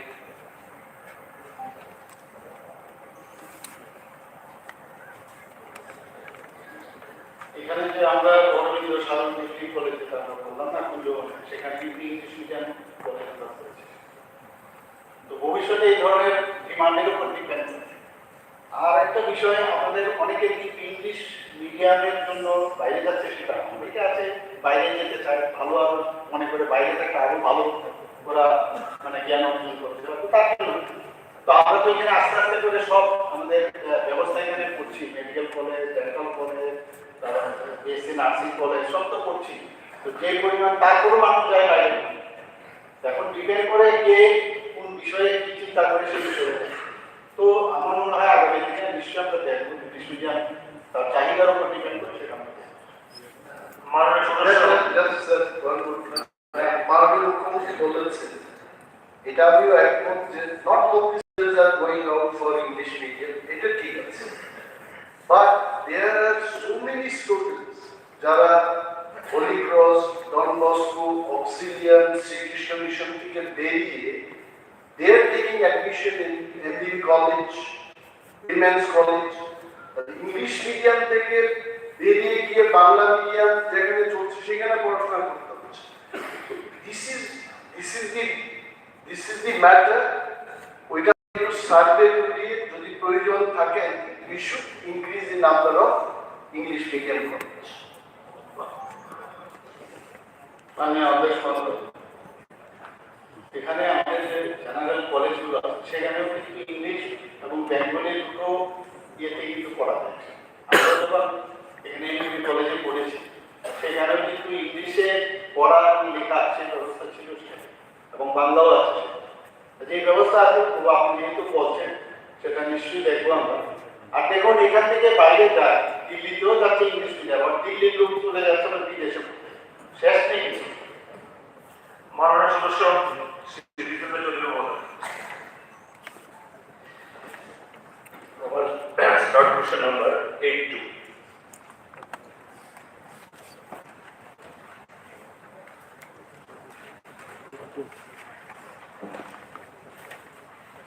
মাননীয় অধ্যক্ষ মহোদয়, question number 82, প্রশ্ন 1, রাজ্যের মোট কয়টি সরকারি ও বেসরকারি মহাবিদ্যালয় রয়েছে? উত্তর, রাজ্যের 25টি সরকারি মহাবিদ্যালয় এবং 3টি বেসরকারি মহাবিদ্যালয় রয়েছে। প্রশ্ন 2, আগামী 10 বছরের মধ্যে পর্যায়ক্রমে সবকটি বিধানসভা কেন্দ্রে কমপক্ষে একটি করে মহাবিদ্যালয় স্থাপন করার জন্য একটি প্ল্যান গ্রহণ করা হবে। উত্তর, আমি 10 বছরের মধ্যে সবকটি বিধানসভা কেন্দ্রে কমপক্ষে একটি করে মহাবিদ্যালয় স্থাপনের বাস্তবিক প্ল্যান গ্রহণের বিষয়টি উচ্চশিক্ষা দপ্তরের বিবেচনায় আছে। মাননীয় স্পিকার স্যার, কলেজ নিয়ে অনেক আলোচনা হলো এর আগের প্রশ্নে। আমার এই প্রশ্নটা করার একটা উদ্দেশ্য আছে। 2018 বিধানসভা নির্বাচনের সময়ে শাসক দলে তাদের ভিশন ডকুমেন্টে ছিল যে প্রত্যেক বিধানসভা কেন্দ্রে একটা ডিগ্রি কলেজ করা হবে। ত্রিপুরার মানুষ দিচ্ছে, অ্যাপ্রিসিয়েট করেছে, এই জন্য তারা ভোট দিয়েছে। কিন্তু হয় 7টা বিধানসভা যে আপনি তথ্য দিয়েছেন মাননীয় মুখ্যমন্ত্রী, টোটাল মাত্র 28টা সরকারের সরকার। তার মানে কোনো কোনো বিধানসভা কেন্দ্রে 3-4টিও আছে, সব বিধানসভা কেন্দ্রে হয়নি, এটা সবার আগে। তো এই সম্পর্কে যে সরকার সুনির্দিষ্ট ভাবে এটা 1 বছরও হবে না, যত প্রতিশ্রুতি দেওয়া বাস্তব নয়, কিন্তু আগামী 10 বছরের সেরকম প্ল্যান করে সরকার সেগুলো গ্রহণ করে, এটাই আমি। মাননীয় অধ্যক্ষ মহোদয়, এখানে আমি বলতে চাই যে এখানে মানে যে কোনো কলেজ যদি আমরা বিধানসভা আমাদের করতে হয় তাহলে সেখানে ছাত্রছাত্রীর সংখ্যা দেখতে হবে। তাছাড়া উপযুক্ত জমি সেখানে আমি বলেছি, এবং তার পরিকাঠামো চাহিদাও এখানে আমাদের এখানে এখন পর্যন্ত 2023-24 শিক্ষাবর্ষে সাধারণ ডিগ্রি কলেজগুলো প্রথম বর্ষে 29,637 জন ছাত্রছাত্রী। তাহলে আপনি বুঝতে পারছেন যদি আমরা প্রতিটা বিধানসভা যদি আমরা কলেজ করি তো সেখানে কলেজ থাকবে ঠিক, কিন্তু সেইভাবে কিন্তু মানে চাহিদা অনুসারে সিট খালি থাকবে, কিন্তু ছাত্রছাত্রী ভর্তি হবে, কিন্তু আমরা সেইগুলো আমরা নজর রাখছি কোন জায়গার মধ্যে প্রয়োজন আছে কি আছে, কিন্তু সেখানে নিশ্চয়ই আমাদের সেটা যত বড় পার্সপেক্টিভ প্ল্যান আমাদের আছে, নিশ্চয়ই আমাদের ডকুমেন্টস বলেছি, নিশ্চয়ই আমাদের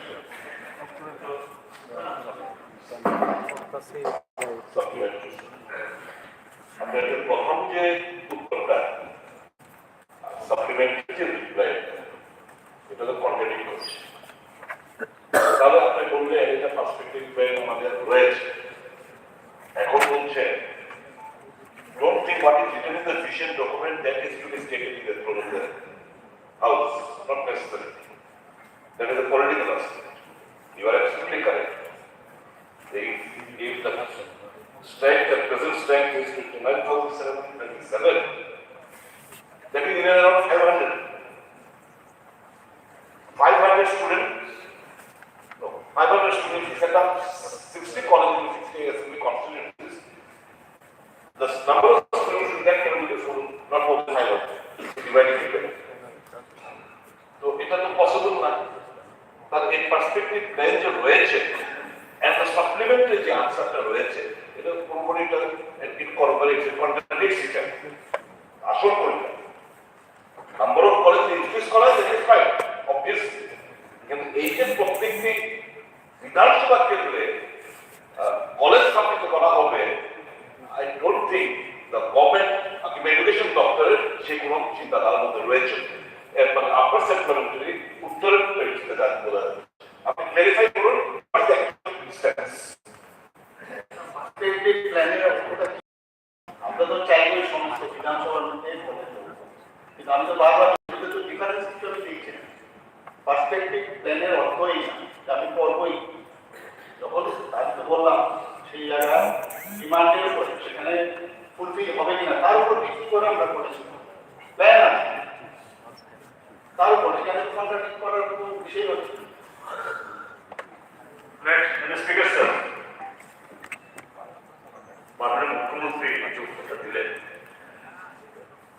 প্ল্যান আছে, প্ল্যান থাকলেও এটা এই অর্থ বছরে করার জন্য বলা হচ্ছে না, এই বাজেটেও তার কোনো উল্লেখ নেই।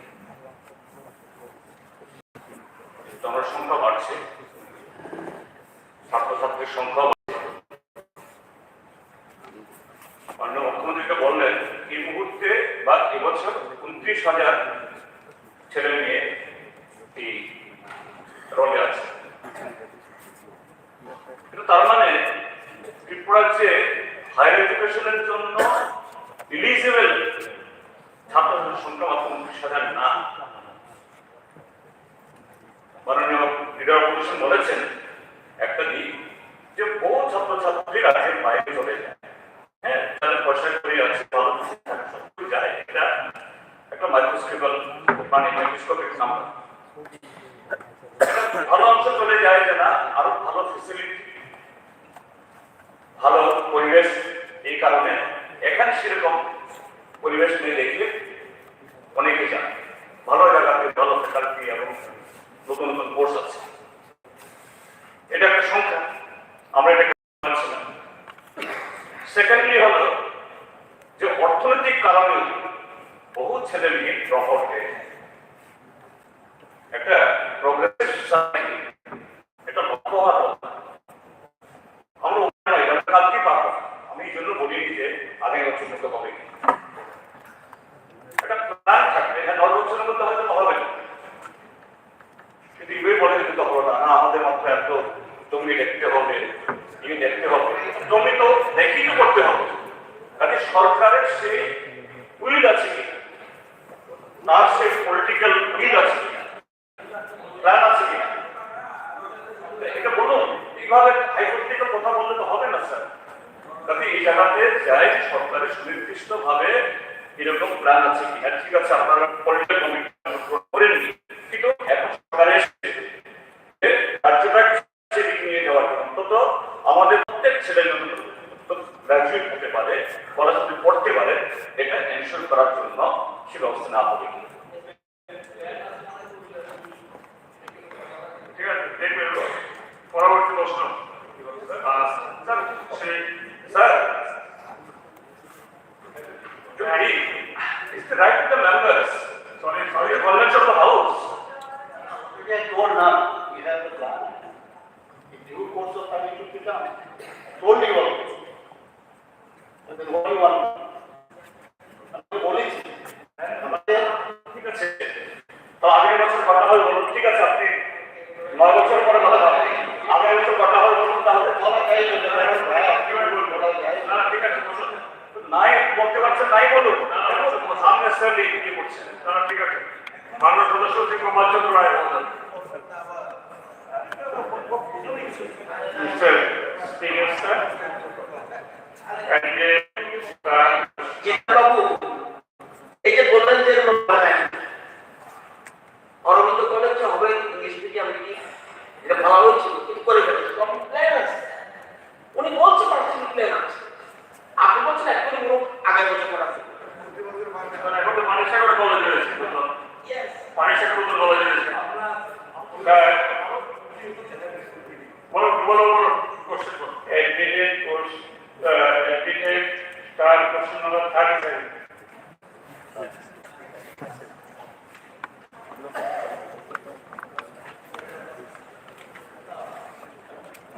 মাননীয় অধ্যক্ষ মহোদয়, কোশ্চেন নাম্বার 37 প্রশ্ন, রাজ্য সরকারের নতুন বিএড কলেজ স্থাপনের কোনো পরিকল্পনা আছে কি? উত্তর হচ্ছে রাজ্যে নতুনভাবে বিএড কলেজ স্থাপনের কোনো পরিকল্পনা রাজ্য সরকারের আপাতত নেই। প্রশ্ন 2 থাকিলে কবে নাগাদ হবে বলে আশা করা যায়?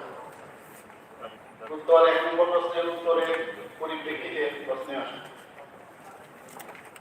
Supplementation. Sir,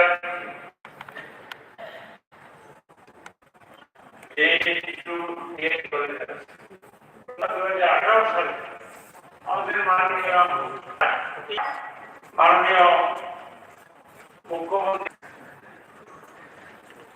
মাননীয় অধ্যক্ষ মহোদয়, এখানে সরকারিভাবে দুটি বিএড কলেজ আছে।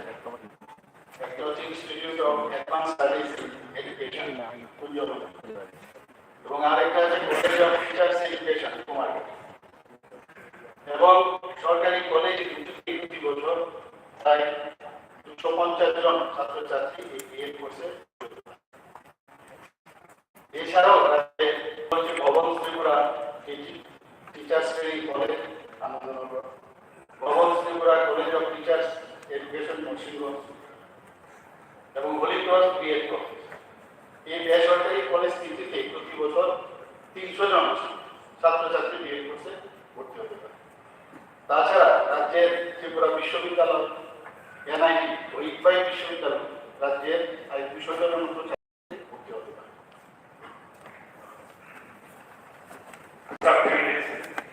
স্যার,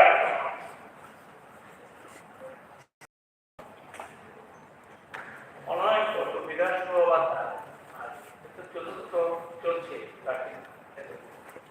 এখানে মাননীয় মুখ্যমন্ত্রী বলেছে যে around 7,000 পোস্ট খালি আছে। যারা শিক্ষকতা যেতে চায় তারা বিএড তাই ওনার এখন উত্তরের মোতাবেক যে অ্যান্সারটা দিয়েছে তাতে অন্তত আগামী 10 বছর লাগবে, বেশি 15 বছর। আর আমাদের আগে যিনি এডুকেশন মিনিস্টার ছিলেন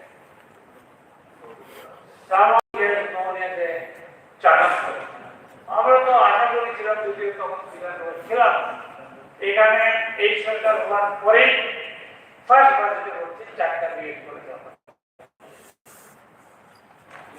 কবে করছে। আর দ্বিতীয়ত 10,323 কাটতে যাওয়ার পর যে পদগুলি খালি হয়ে গেছে, অনেক টিচার নেই, সাবজেক্ট টিচার। সুতরাং আমি গতবারও চেষ্টা করেছি, স্যার আমার তো একটা বিউটি আছে, যখন জানি না আমি 30টা বর্ষ দিয়েছি, আপনি 16 টাকা এটা সাপ্লিমেন্টারি।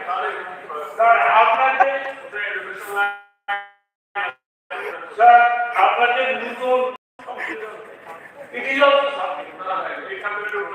এটা আমি যেটা আপনি দেখতে পাচ্ছেন কিনা আমি জানি না।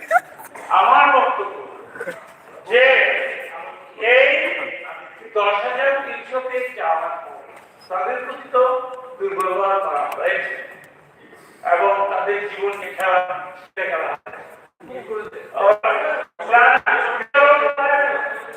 কারণ আপনারা ভীষণ করে দিয়েছিলেন পার্মানেন্ট সেটেলমেন্ট করবে, আপনারা জেনে শুনে কেন দিয়েছেন সাপ্লিমেন্টারি করুন স্যার? আমার সাপ্লিমেন্টারি এই জন্যই তো প্রবলেম। আপনি এই চশমাটা আপনি তো আপনি কভারটা খুললেন, সানগ্লাসটা খুললে না। আমি মাননীয় মুখ্যমন্ত্রীর কাছ থেকে জানতে চাই যে যে পদগুলি খালি আছে বিভিন্ন স্কুলে, এগুলি কিভাবে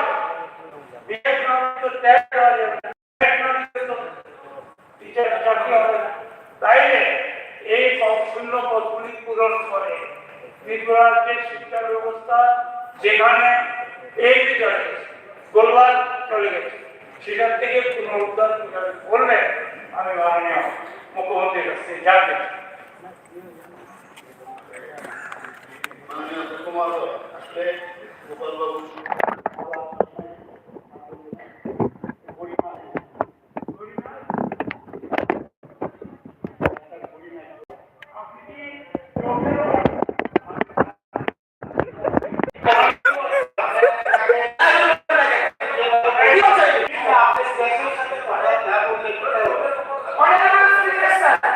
This is unethical. He is the leader of this house. Should be. Sir, You honor.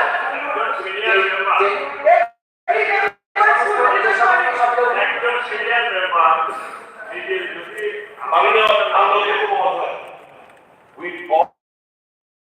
all কথার মধ্যে যদি হিউমানটা যদি কেউ ক্যাচ না করতে পারে তার করছে বললো যে পড়াশোনা দেখেনি বোধ হয় তার প্রশ্নগুলো ক্যান্সেল হচ্ছে। একটু হিউমান না থাকে if you take it personally, okay, someone takes it personally, most It is not personally.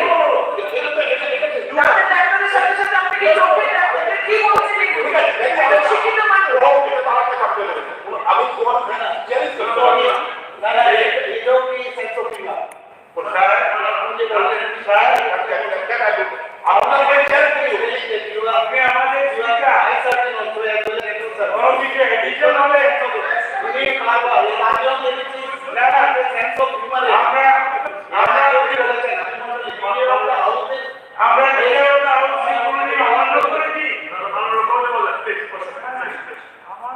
আমি পরবর্তী প্রশ্নে যাচ্ছি।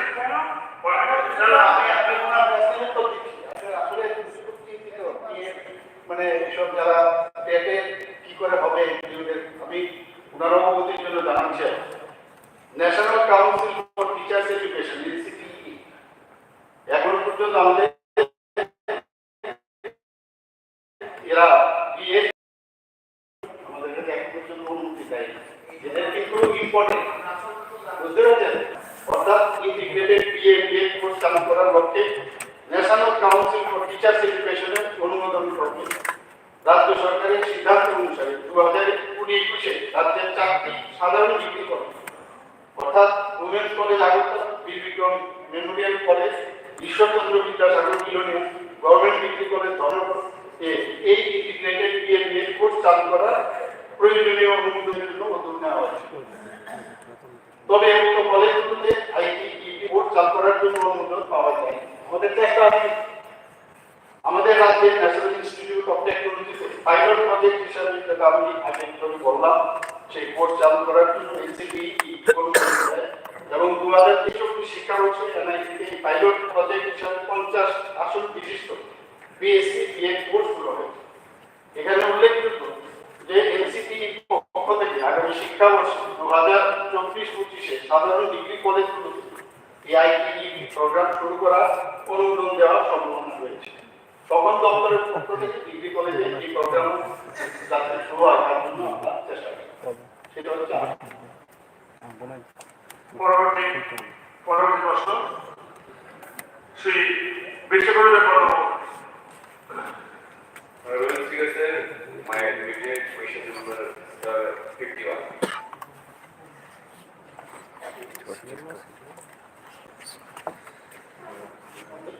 মাননীয় অধ্যক্ষ মহোদয়, কোশ্চেন নাম্বার 51, বর্তমানে ত্রিপুরা রাজ্যে কতজন পিপি এবং এপিপি আছে এবং এর মধ্যে এসপি এবং এসসি সংখ্যা কত? উত্তর, বর্তমানে ত্রিপুরা রাজ্যে মোট পিপি সংখ্যা 22 জন, এর মধ্যে এসপি সংখ্যা 1, এসসি সংখ্যা 1 এবং এপিপি মোট সংখ্যা 93 জন, এর মধ্যে এসসি সংখ্যা 8 জন এবং এসসি সংখ্যা 1। 2 নম্বর প্রশ্ন, পিপি এবং এপিপি নিয়োগের ক্ষেত্রে এসটি/এসসি রিজার্ভেশন মেনটেন করা হয় না। পিপি এবং এপিপি নিয়োগের ক্ষেত্রে এসটি/এসসি রিজার্ভেশন মেনটেন করা হয় না। সবখানে এসটি/এসসি রিজার্ভেশন চালু আছে, কিন্তু আমরা দেখা যাচ্ছে যে ডিপার্টমেন্টে যে আমাদের অ্যাসিস্ট্যান্ট পাবলিক প্রসিকিউটর এবং প্রসিকিউটর নিয়োগের ক্ষেত্রে এসটি এবং এসসি রিজার্ভেশন মানা হয়। কিন্তু আমরা জানি যে ত্রিপুরা রাজ্যে 8টি জেলাতে যে 8টি আমাদের ডিস্ট্রিক্ট কোর্ট থেকে শুরু করে আপ টু হাইকোর্ট পর্যন্ত যে আমাদের যারা এসটি এবং এসসি লয়ার্সরা আছে who are practising in court of law, ST সংখ্যা এখন এনরোল করা আছে 200 এবাব এবং কোর্টে প্র্যাকটিস করছেন প্রায় 100 এবাব। কিন্তু এখানে যেটা আমাদের মুখ্যমন্ত্রী রিপোর্টে দিয়েছেন যে 22 জন পিপি, এর মধ্যে এসটি 1 জন এবং এসসি 1 জন এবং এপিপি 93 জন, এর মধ্যে এসটি মাত্র 8 জন এবং এসসি মাত্র 1 জন। আমি এই সবাই এটাই জানতে চাই মাননীয় মুখ্যমন্ত্রীর কাছ থেকে, এখানে যে পিপি এবং এপিপি নিয়োগের ক্ষেত্রে এসটি এবং এসসি রিজার্ভেশন না মানার কারণটা কি?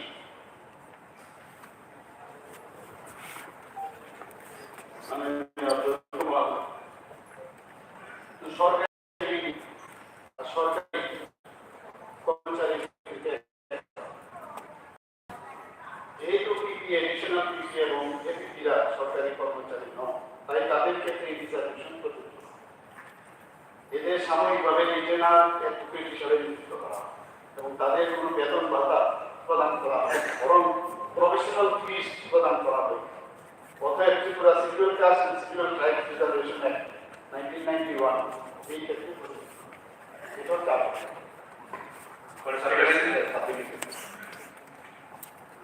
সেটা ঠিক যে এই সরকারি পিপি এপিপি নিয়োগ করার ক্ষেত্রে আগে অপ্রিজার্ভেশন ছিল না।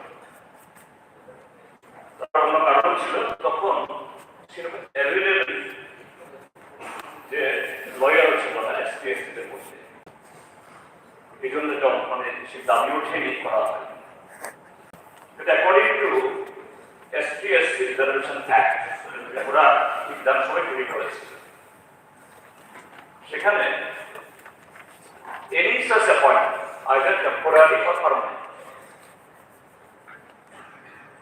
if it does the money, the salary spent from the public sector, অর্থাৎ গভর্নমেন্ট সেক্টর থেকে, সেই জায়গায় এসটি/এসসি তাদের সে অধিকারের মাধ্যম থেকে এসটি/এসসি উভয় সম্প্রদায়ের মধ্যে অ্যাভেলেবল যে অলরেডি যারা এই একজনের প্যানেল নিয়ে আছে এবং সরকারি এবং বেসরকারি কলেজে রয়েছে, সেখান থেকেও প্রত্যেক বছরই বহু ছেলে মেয়ে পাস করে আসছে। ঠিক আছে, একদিন হয়নি, আগামী দিন এই রিজার্ভেশন কমিশন করার ব্যবস্থা করা হবে কি। এখন সেই জায়গায় যদি এরকম এসটি এবং এসসি পিপি এবং এপি পোস্টের জন্য যদি অ্যাভেলেবেল এরকম ইয়ে থাকা সত্ত্বেও যদি কেউ অ্যাপ্লাই হয়, হ্যাঁ ঠিক আছে, তখন অন্যদেরকে দিয়ে হবে। কিন্তু এটা তো করা যায়, তাহলে সমস্ত অংশের রিপ্রেজেন্টেশন ইভেন জুডিশিয়ারিতে সেখানেও এটাকে এনশিওর করা যায়, গভর্নমেন্ট এটা বিবেচনা করবে। Before he answers,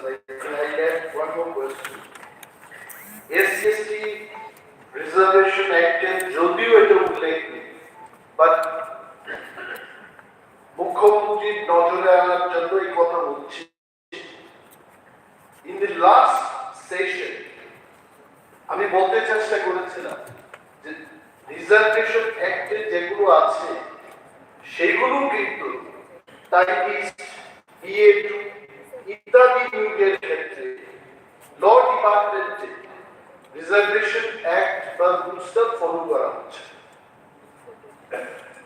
I am telling you sir, আপনার মাধ্যমে মাননীয় মুখ্যমন্ত্রীকে বলছি যে এই ব্যাপারে আপনি দেখবেন, খোঁজ খবর নিয়ে দেখবেন, যেটা পলিসিতে আছে এটাও কিন্তু ফলো হচ্ছে এবং এই বিষয়ে উনি তদন্ত করে অবস্থা নেবেন কিনা। আর এই APPPP ক্ষেত্রে কেন হবে না? Anything if the house be one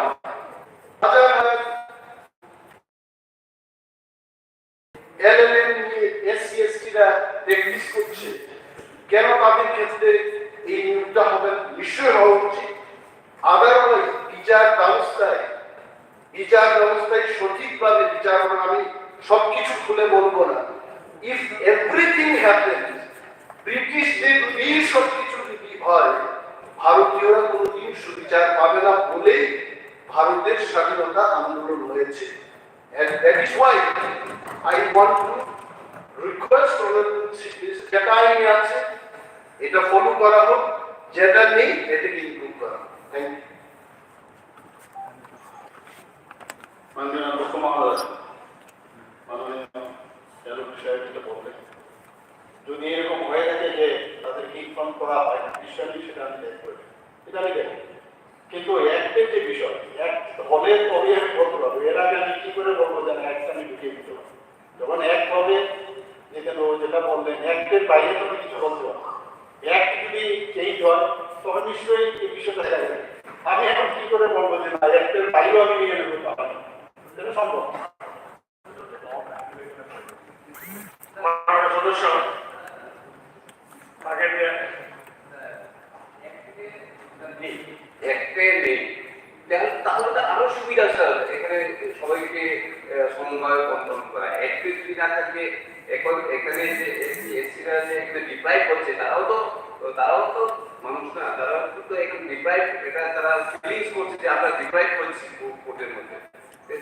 এখানে SC রিজার্ভেশন অ্যাক্টে যেহেতু নেই, তাহলে এটা তো ভালো কথা। মাননীয় অধ্যক্ষ মহোদয় উনি যেটা বলছেন এটা তো ওপেন টু অল। এখানে ডিপ্রাইভেশন যদি ও আসতে পারে, বেশি হতে পারে, সেটা এখানে স্যার আপনার মধ্যে ওটাই বলছি যে আগামী যেদিন যেটা হচ্ছে হয়ে গেছে, এখন আগামী দিনে রিজার্ভেশনে ফলো করা না হোক কি আছে, কিন্তু SC এবং SC দের আর একটু বেশি করে অ্যাপয়েন্টমেন্ট করা হবে কিনা। ঠিক আছে। ভুল যাচ্ছে বলতে আমরা আলোচনা যাচ্ছি PPPP নিয়োগ করার ক্ষেত্রে আগে থেকে কোনো ছিল না, গভর্নমেন্ট বিশেষত করত। আগে এই নিয়ে আগরতলা হাইকোর্টে একটা মামলা হয়। চিফ জাস্টিস দিদার চিফ জাস্টিস যে এখন থেকে ঐশ্বর্য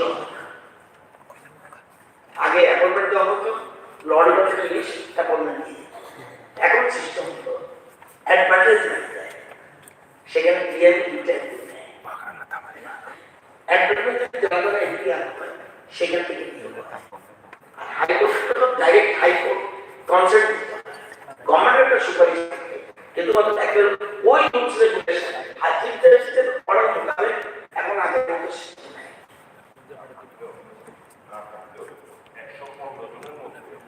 SC নয় SC 115 জন, SC ST মিলে 11 জন। Forget about reservation. You mean to say STs and SCs এই যে 115 জন তাদের কোনো মেধাবী মেরিট নেই? এই কথা আমি বলবো। সুপ্রিম হাইকোর্ট চাহাবাদের বলছে টিএনকে বলছে তুমি নিয়োগ করতে। এই 115 জনের মধ্যে পকেটেবল রিজার্ভেশন চারটা, এক রুলস মধ্যে আমি যাচ্ছি 115 জন মধ্যে 11 জন, তার মানে 30 প্লাস 70 কত হচ্ছে? প্লাস 48 এর মধ্যে just you think the percentage. আরে এটাকে মেধা বলে বললাম ম্যাথমেটিক্যাল ব্যাপার না। আমার কথা হচ্ছে এখন যদি উনি যদি আরেকজন মেধাবী কিভাবে ডিবেট করবে? আপনিও জানেন আগের সরকারের আমলে কিভাবে ইয়েস এপিপি নিয়োগ হয়েছে। সেগুলো তো এবারও জানি আমরা ডিএলএর মাধ্যমে কিভাবে এপিপি নিয়োগ হয় এবং সুবিধা we do not go into that debate. আমাদের বলছে please take a note, the committee should take a note that the quantum of SPs and SC lawyer in for the post of PP and APP it should increase. তাহলে একমাত্র যেটা বলছে যেটা leader বলছে rules of act যতক্ষণ যদি amendment করতে পারবে আমরা ততক্ষণ পর্যন্ত উইশে একবার হাইকোর্ট অর্ডার পাবেন না আপনি এটা উইশে হবে না তাহলে রিজার্ভেশন একটা রুলসে কেমন করতে হবে তবে পার্লামেন্ট আপনাকে বাধ্য করবে দরকার কোশ্চেন লাগবে পার্লামেন্টারি অ্যাফেয়ার্স মিনিস্টার যখন উঠে দাঁড়িয়ে বলছে বিষয়টা একটু ছোট থেকে একটু আরো বড় আকারে ডিবেটটা হচ্ছে আইডিয়া ডিবেট। এটা আমার জানার জন্য আমি জিজ্ঞেস করছি, আমি জানি না, হঠাৎ করে ভাবলাম এখানে এসসি এসটি রিজার্ভেশন অ্যাক্ট এটা কিন্তু post and service, post and service ABP PPP এটা তো সার্ভিস না, এটা সার্ভিসেস না। What is this? এটা সার্ভিস এটা অ্যাজ পার অ্যাট প্রেজেন্ট হাইকোর্টের চিফ জাস্টিসের যে জাজমেন্ট সেই জাজমেন্টের পরিপ্রেক্ষিতে নাও এখন যেটা সুনির্ভর বলছিল উনি বলছেন যে বিএমপি এর লিস্ট হইলা ওইটা অন্য জিনিস, কিন্তু এখন ওই জাজমেন্টের পরিপ্রেক্ষিতে হবে খবর নিয়ে দেখুন। now what should be the government step? আমাদের একটা লাইনে জাস্ট একটা লাইনে বলে দিন এটা যেহেতু এরকম হচ্ছে না গভর্নমেন্ট স্ট্যান্ড আমি government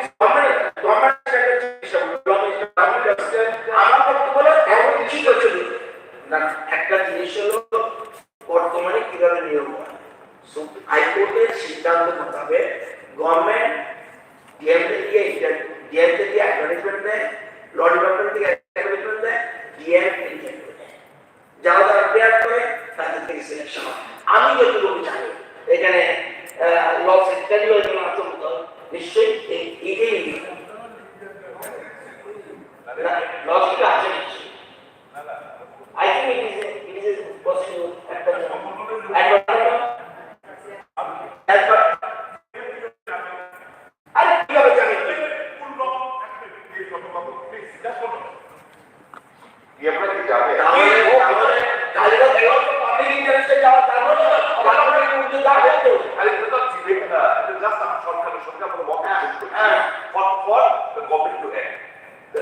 she is not supposed to know which way belongs to which organization of the High Court.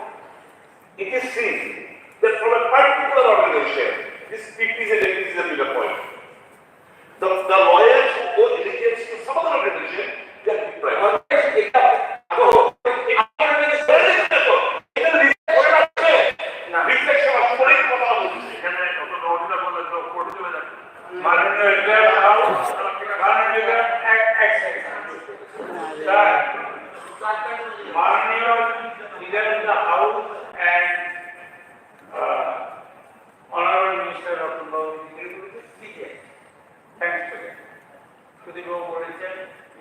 এখন তো আইনে পাচ্ছেন, তাহলে আমাদের বক্তব্য যে আইনটাকে সংশোধন করে অ্যামেন্ডমেন্ট করার কোন সদিচ্ছা বা পরিকল্পনা আছে?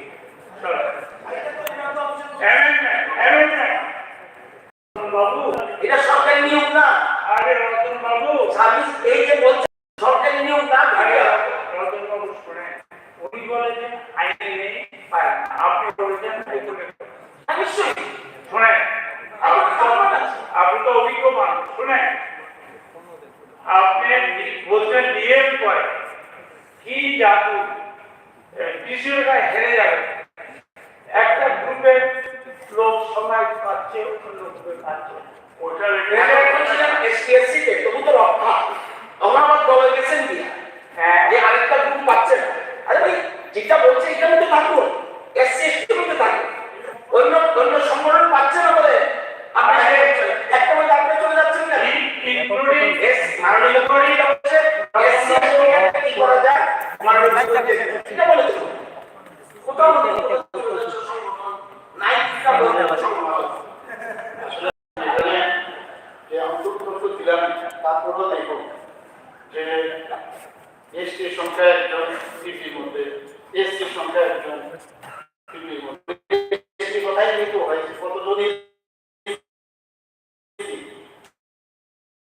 অ্যাপ্লাই বলবো যে পিএম সাহেব ওখানে আছে ইন্টারভিউ দিচ্ছি, কতজন আছে আসলে এসছি, কতজন ওখানে অ্যাপ্লাই করেছে, কতজন অ্যাপ্লাই করেছে সেটাও দেখতে হবে, আসলে পড়েছে কিনা কতজন করে থাকে সেটার উপর আমরা এরপর আরেকটা হচ্ছে গিয়েছে এবং তো আইসি তো বাদ দিয়ে দিয়েছে, এসসি কে বাদ দিয়ে দিয়েছে, এরকম তো না।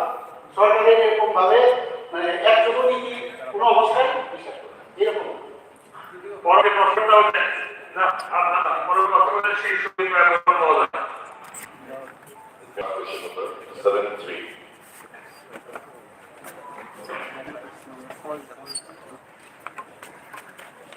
Madam Speaker Mohoday, Attended Third Question Number 73. Dashkot Act. একই সূত্র যে ব্যাপন অর্থ 75 লক্ষ টাকা করা হয়েছে। উত্তর, রাজ্য সরকার সিদ্ধান্ত নিয়েছে ব্যাপনের অর্থ 50 লক্ষ টাকা থেকে বাড়িয়ে 75 লক্ষ টাকা করা হয়েছে। গত কবে থেকে কার্যকরী হবে বলে আশা করা হয়? উত্তর, 2024-25 অর্থ বছর থেকে কার্যকরী হবে।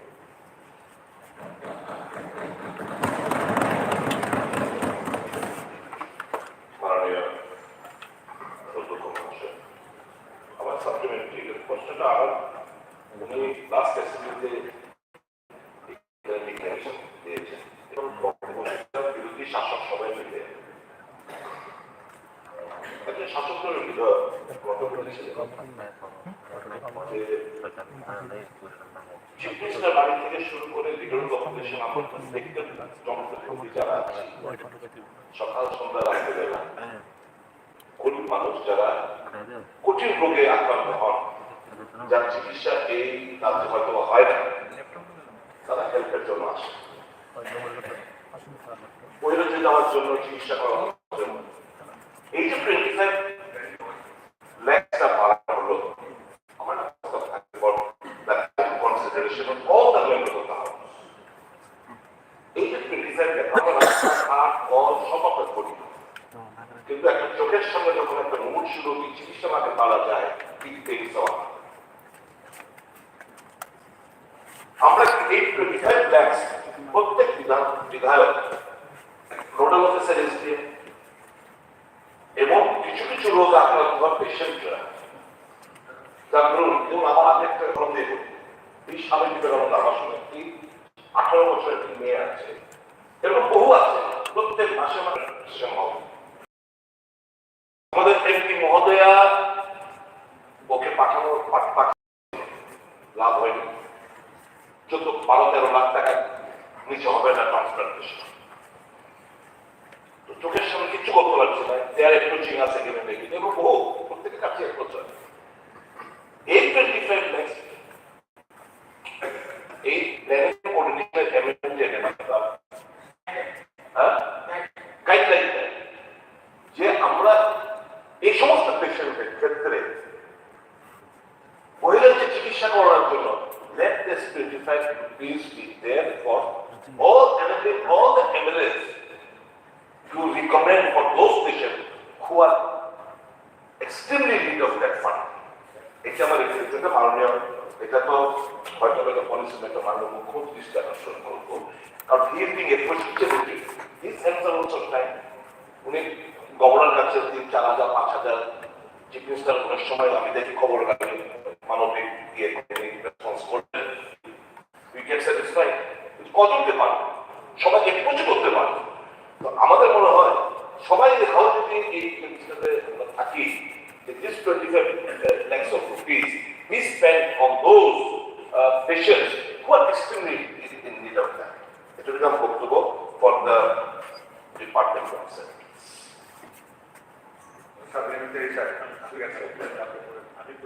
এই বিদায় এলাকার উন্নতি খণ্ডের বিষয় বিভিন্নভাবে কিছু ইয়ে করে রেখেছি, যাচাই করে রেখেছি যে উত্তরটা তো বিষয় হচ্ছে কি, পাশাপাশি অর্থাৎ বিধায়কের নিজের এলাকাতেই এই 75 লাখ খরচ করা যাবে, কমসে কম 10% যে কোনো রাজ্যের মধ্যে যে কোনো ক্ষেত্রতে যাতে করতে পারে এটাও যদি এখানে প্ল্যানিং কমিশনে ইয়ে করা হয় ইনক্লুড করা হয় আমার মনে হয় সবার ক্ষেত্রে ভালো হবে।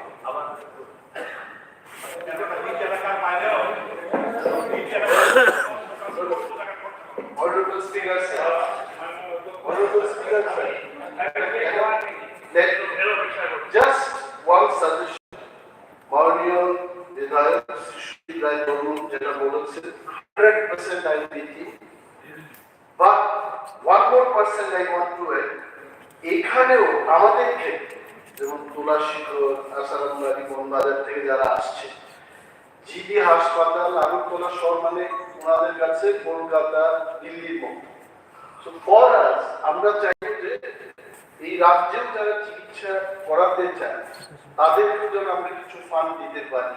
এটা ভিতরের এবং বাইরের দুটো মিলেই করব। Not only for Kolkata and referral cases, মানে প্রতি মাসে একটা ধার্য করে প্রত্যেক এত টাকা প্রতি মাসে মেডিকেল অ্যাসিস্ট্যান্ট পাবো তারা খরচ করতে পারে, এরকম একটা ব্যবস্থা করব। সাবমিট মেসেজ সাবমিট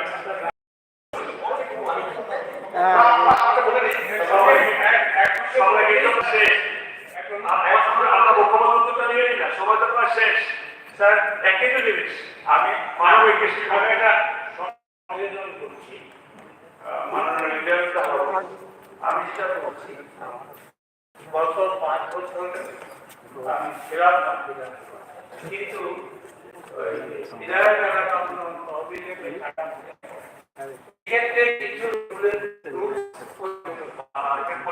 স্যার একই তো আপনি বাবু সুদীপ বাবু যে কোশ্চেন না স্যার সুদীপ বাবুর সঙ্গে একমত হয়ে এই যে টাকাটা দুঃখ লেগেছে, এটা যে মুখ্যমন্ত্রী মহোদয় দিয়েছেন নিজের দাও, আমিও দিয়েছি এক জায়গায় দুটা রিকর্ড এখন তারপরে রুল সবই শেষে issued the prerogative of the concern MLA, এই কথাটা সংযোজন করলে এমএলএ সরকারের পক্ষে এমএলএদের একমাত্র এমএলএ আমি বলছি মাননীয় বিধায়ক যে রুলস ট্যাক্ট থেকে প্ল্যানিং যে সেক্রেটারি আছে রুলস ট্যাক্টে prerogative of the concern MLA থেকে থাকতে না ভালো। এটা মাননীয় মহোদয় আমি একটু এটা বাড়ানো এবং ইমপ্লিমেন্টেশনের জন্য আমি আসলে একটা যুক্ত করতে চাই। এই যে গত একটা বছর অভিজ্ঞতা হয়েছে সব জায়গায় কিছু কিছু এলাকাতে মাননীয় বিধায়করা তাদের অবদান দেন এই কাজে, কিন্তু এটা ইমপ্লিমেন্টেশন হচ্ছে না লোকাল না অনেক কারণ। সেখানে অফিসাররা বলছেন ভিডিও বা এসডিএমরা লোকালি বাধাপ্রাপ্ত হচ্ছে, কার হাতে বাধাপ্রাপ্ত হচ্ছে কারা করছে বলছি। এবং দেখেছেন যে 2 জন বিধায়ক ইতিমধ্যে রাজ্যের চিফ সেক্রেটারির কাছে চিঠিও দিয়েছে। তো এই ক্ষেত্রেতে যে ডিফল্টিং যদি কোনো অফিসার বা ইমপ্লিমেন্টিং এজেন্সি কারণে না হয়ে থাকে তাদের বিরুদ্ধে অফিসার না হবে, আর যারা লোকালি এই সমস্ত কাজে বাধা দিচ্ছে এদের বিরুদ্ধে এরকম লিগাল অ্যাকশন নেওয়া হবে। এটা না হলে করে টাকা বাড়াবে, টাকা খরচ হবে না। কাজে এই প্রসঙ্গেও মাননীয় মুখ্যমন্ত্রী যদি কিছু বলেন। আমি একটু সাপ্লিমেন্ট একটু বলতে হবে, এখানে না বলে কোথায় বলবো? আমি মানবিক দৃষ্টিতেই তো মানবিক দৃষ্টিতে হারিয়ে যাচ্ছে যে মানবিক দৃষ্টিতে বলেছে কথা সবাই জবাব দেবে না। আছে মাননীয় অধ্যক্ষ মহোদয়, মাননীয় বিধায়ক তথা আমাদের সবার প্রিয় সুদীপ রায় বর্মন আমার মনে আছে, আমি নিজে ওনার সাথে হসপিটালে গিয়েছি। আমি হসপিটালে তখন চাকরিতে ছিলাম, প্রায়শ উনি যখন তাই আমাকে ফোন করতেন যে আমি আছি, কি ব্যাপার পেশেন্টটা। আমি নিজেও ওনার সাথে কিন্তু কয়েকবার আমি দেখেছি ওনার মধ্যে কিভাবে হেল্প করার ওনাকে আমি জিজ্ঞেসও করলাম যে আর কোথার থেকে এটা সম্ভব। উনি আমাকে বললেন যাবো। তো আমি দেখেছি ওনার মধ্যে সেই জিনিসটা। এখন কথা হচ্ছে এই ফিক্সের জায়গাটা এখন আমার রয়েছে, প্রায়শ আসে মানুষ সত্যতা জানেন প্রতিটা লোক আসে, কিন্তু আমার কিন্তু ওই দিনগুলো সবসময় যখন এই বিষয়টা এই কারণেই তো বিশেষ স্বাস্থ্যের বিষয়ে বলছে, ওটা তো যেটা হচ্ছে গাইডলাইন পাল্টাতে হবে সেটা তো পরের বিষয়। আমি শুধু স্বাস্থ্যের বিষয়টা এর কারণে কিন্তু যারা প্রায় সময় এখানে আসে তখন বলি যে প্রধানমন্ত্রীর জন্য আরেকটা করেছে বলে আপনাদের এই কারণে গত বাজেটের আগে আমি আমাদের আমি একটু মুশকিল যেটা মাননীয় বিধায়ক মাসে বললেন যে আপনি দেখেন মাঝে মাঝে, কিন্তু এরপরে কিন্তু আমরা সবাইকে হেল্প করতে পারছিলাম। মুখ্যমন্ত্রীর যে ফান্ড আছে সেখান থেকে খান থেকে দিচ্ছি, তার থেকে দিচ্ছি ইত্যাদি করে চেষ্টা করছি, কিন্তু সবার কাবার সবাই। সেই কারণেই কিন্তু এই মুখ্যমন্ত্রীর জন আরেকবার যোজনা যাতে করে সবাই কাবার এখন কিন্তু আপনারা এখন আমাদের দেখতে হবে ইমপ্লিমেন্টেশন হচ্ছে কিনা, হতে হওয়া উচিত এবং কার্ডও বিতরণ শুরু হয়েছে অনলাইনও সম্ভব। এখন আগামী দিন এই বিষয়টা ভেরি ইম্পর্টেন্ট। আমাদের সত্যি আমাদের মানে সবসময় একটা অন্যরকম একটা ফিলিংস হয় যে কেন ওদেরকে আমরা সাহায্য করতে হবে, কাজে এর মধ্যে ওই বিষয়টা কিন্তু কাভার হবে। আর যেটা জিতেনবাবু বলেছেন, আমি এটা একটা বিষয় যেটা উঠালো আমি বলবো যে এটা মানে হওয়া বাঞ্ছনীয়, হওয়া বাঞ্ছনীয় নয়। যদি এরকম ঘটনা হয় নিশ্চয় আমি বিষয়টা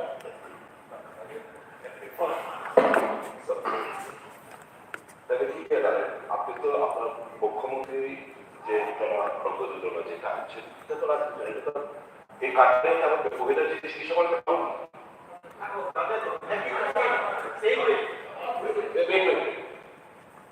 আমি আমার আমার আমার এই যে কি বলে যারা অন্যের কনসেন্ট্রেশন হবে প্রধানমন্ত্রীর জন আরেকবার প্রধানমন্ত্রীর জন আরেকবার যোজনা যতগুলো একদিকে মানে পুরো দিকটা এবং যে প্যানেল বাইরে আসলাম সেখানে ওরা সেই সুযোগ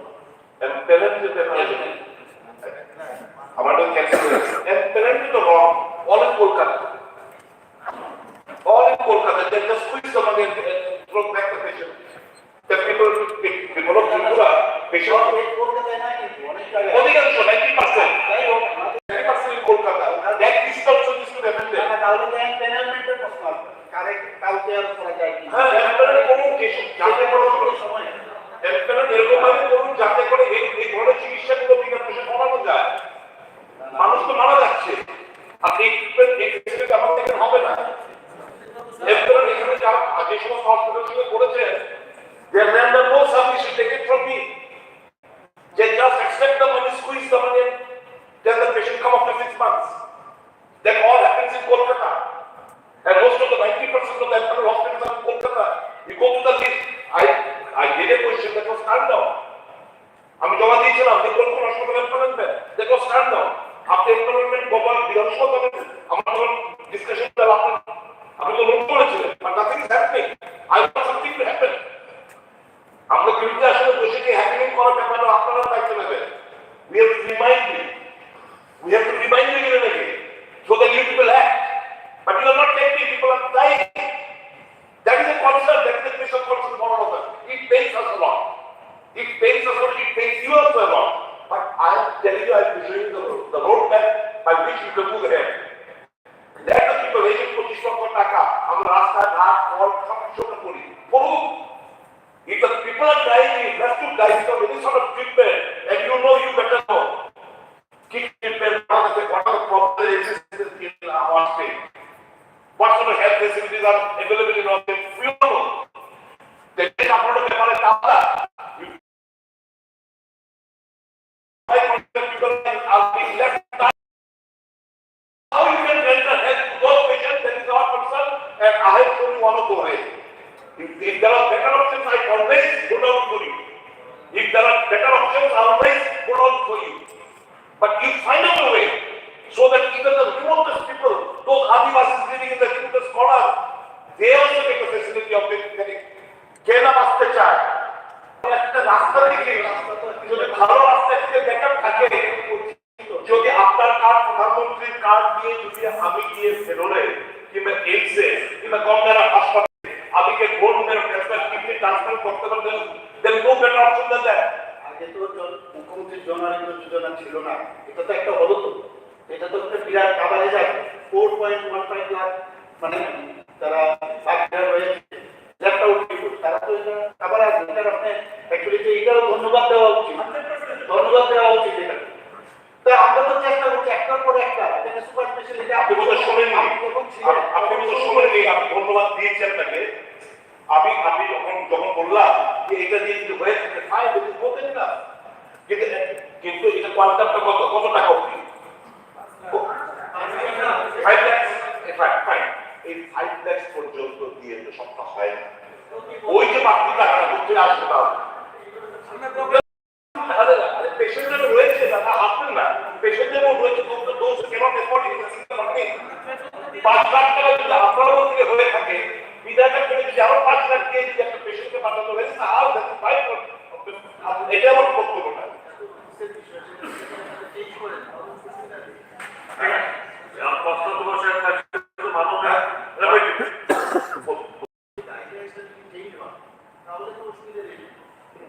আপনি গাইডলাইন চেঞ্জ করে আমার কথা হচ্ছে মানুষ কিভাবে পড়ানো যায়, মানুষ পেত, মানুষ চিকিৎসা বিনা চিকিৎসা মানা না যায় সেই জিনিসটা কনসার্ন করুন।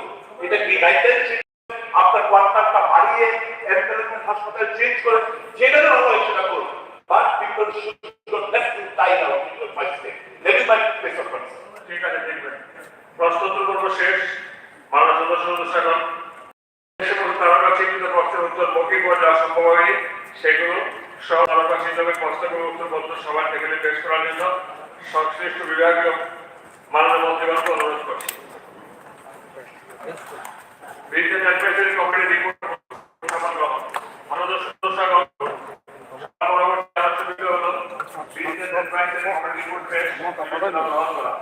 বিধানসভা বর্তমান অধিবেশনের 1 মার্চ শুক্রবার 2024 তারিখ থেকে 5 মার্চ মঙ্গলবার 2024 তারিখ পর্যন্ত বিধানসভা বিভিন্ন আলোচনা বিষয়গুলো বিবেচনার জন্য বিজনেস অ্যাডভাইজারি কমিটি যে সময় নির্গত সুপারিশ করেছে সেই রিপোর্টকে সবাই পেশ করার জন্য আমি উপাধ্যক্ষ মহোদয় অনুরোধ করছি। স্যার আমরা টাইমটা তাহলে একটু কন্টিনিউ করেন, সব মুখ্যমন্ত্রী অবশ্যই থাকবে তিনি ঠিক আছে, ঠিক আছে স্যার। স্যার অধিবেশনটা কি বাজেট অধিবেশন না স্যার? বাজেট অধিবেশন তো ডিপার্টমেন্ট স্যার, এটা মন্ত্রীদেরকেও রাজ্যের মানুষের জন্য কি কাজ করবেন এগুলো দেখা করতে সময় দেওয়া হয়। এবং আমরা যারা অপোজিশন বেঞ্চে আছি আমাদের সরকারের কাজে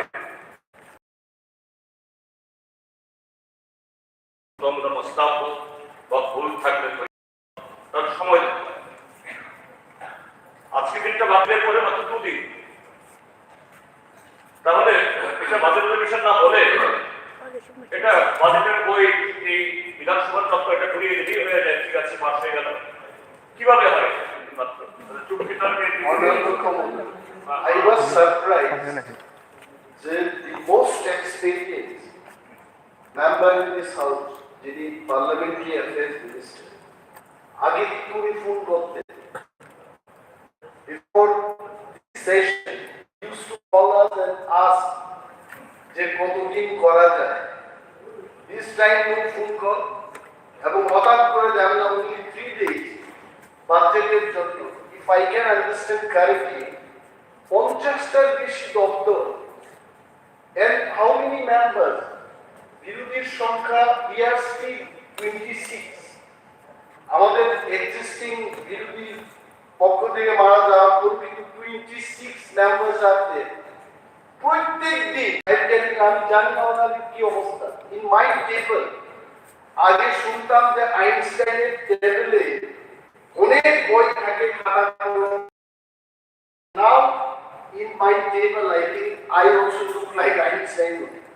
কত মানুষ এসে তাদের প্রশ্ন দিচ্ছে, এটা জানতে চাই সরকারের দিক এসটিবিটি ট্যাগ দুনিয়ার সমস্ত all department and only 3 days কি প্রবলেমটা ছিল even if we had taken 5 days and I don't get even a single star question আমি খুব হিসেব করে মানে ওই বাড়ি করে যেমন এক পিস মাছ খাবো তার বেশি খাবো না হিসেব করে যখন আইন কানুন দেখলাম more than 5 star question জিজ্ঞেস করা যাবে না I have submitted 6 কুড়িটার বেশি স্টার্ট কোয়েশ্চেন করা যায় না I submitted 25 ওটার করে দেখলাম in one single day 12-14টা কোয়েশ্চেন এটা ফেরত পাঠিয়েছে এটা কি কারণ দেখিয়েছে বলতে I can't understand rules book ইংরেজি আমি বুঝি অন্তত I can understand English কেন এইভাবে sir why you are canceling the question like this আমরা যদি প্রশ্নই করতে না পারি what is the point of sitting in the house এবং আমি মনে করি যদি কোনো ব্যবস্থা থাকে আমি ব্যবস্থার কথা বলছি এটাকে আর 2 দিন বাড়ানো যায় কিনা আমি মাননীয় পার্লামেন্টারি অ্যাফেয়ার্স মিনিস্টার মুখ্যমন্ত্রীকে যে it will prove that government is not able to take the questions of the people. আমি স্যার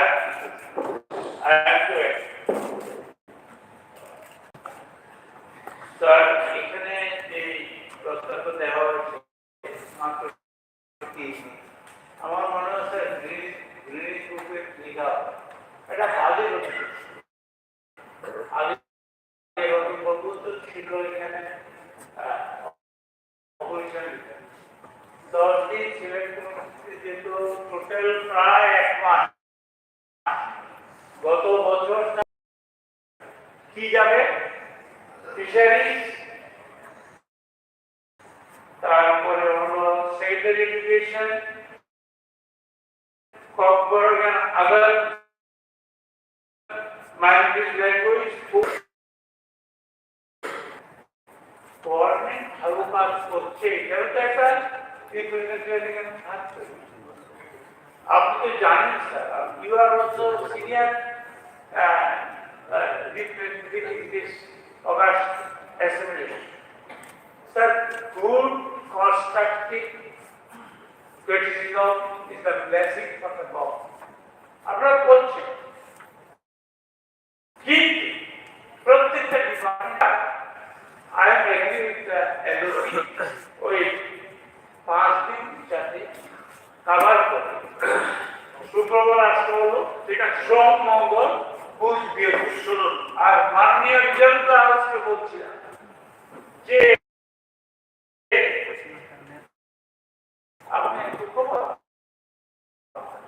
আপনার একটা ঠিক দিয়েছেন আমি ওটা দিয়েছি ঠিক আছে আপনার তো ভালো বানিয়েছে না আর করছে আপনার আপনি যে জিনিসটা না করে হয়েছে কিন্তু এই রুলসটা যাতে একটু পরিবর্তন করা অথবা প্যারাগোজি অফ দ্য কনসার্ন এমএলএ করা যায় এই জন্য আপনার একটু আমি আশ্বাস দিয়েছি ঠিক আছে কিন্তু আপনি অ্যাভয়েড করবেন স্যার মাননীয় রিজার্ভ হাউস কাজ করতে হবে না সবাই ঠিক আছে টোটালটা বুঝেছে স্যার আপনারা কিন্তু এমন হবে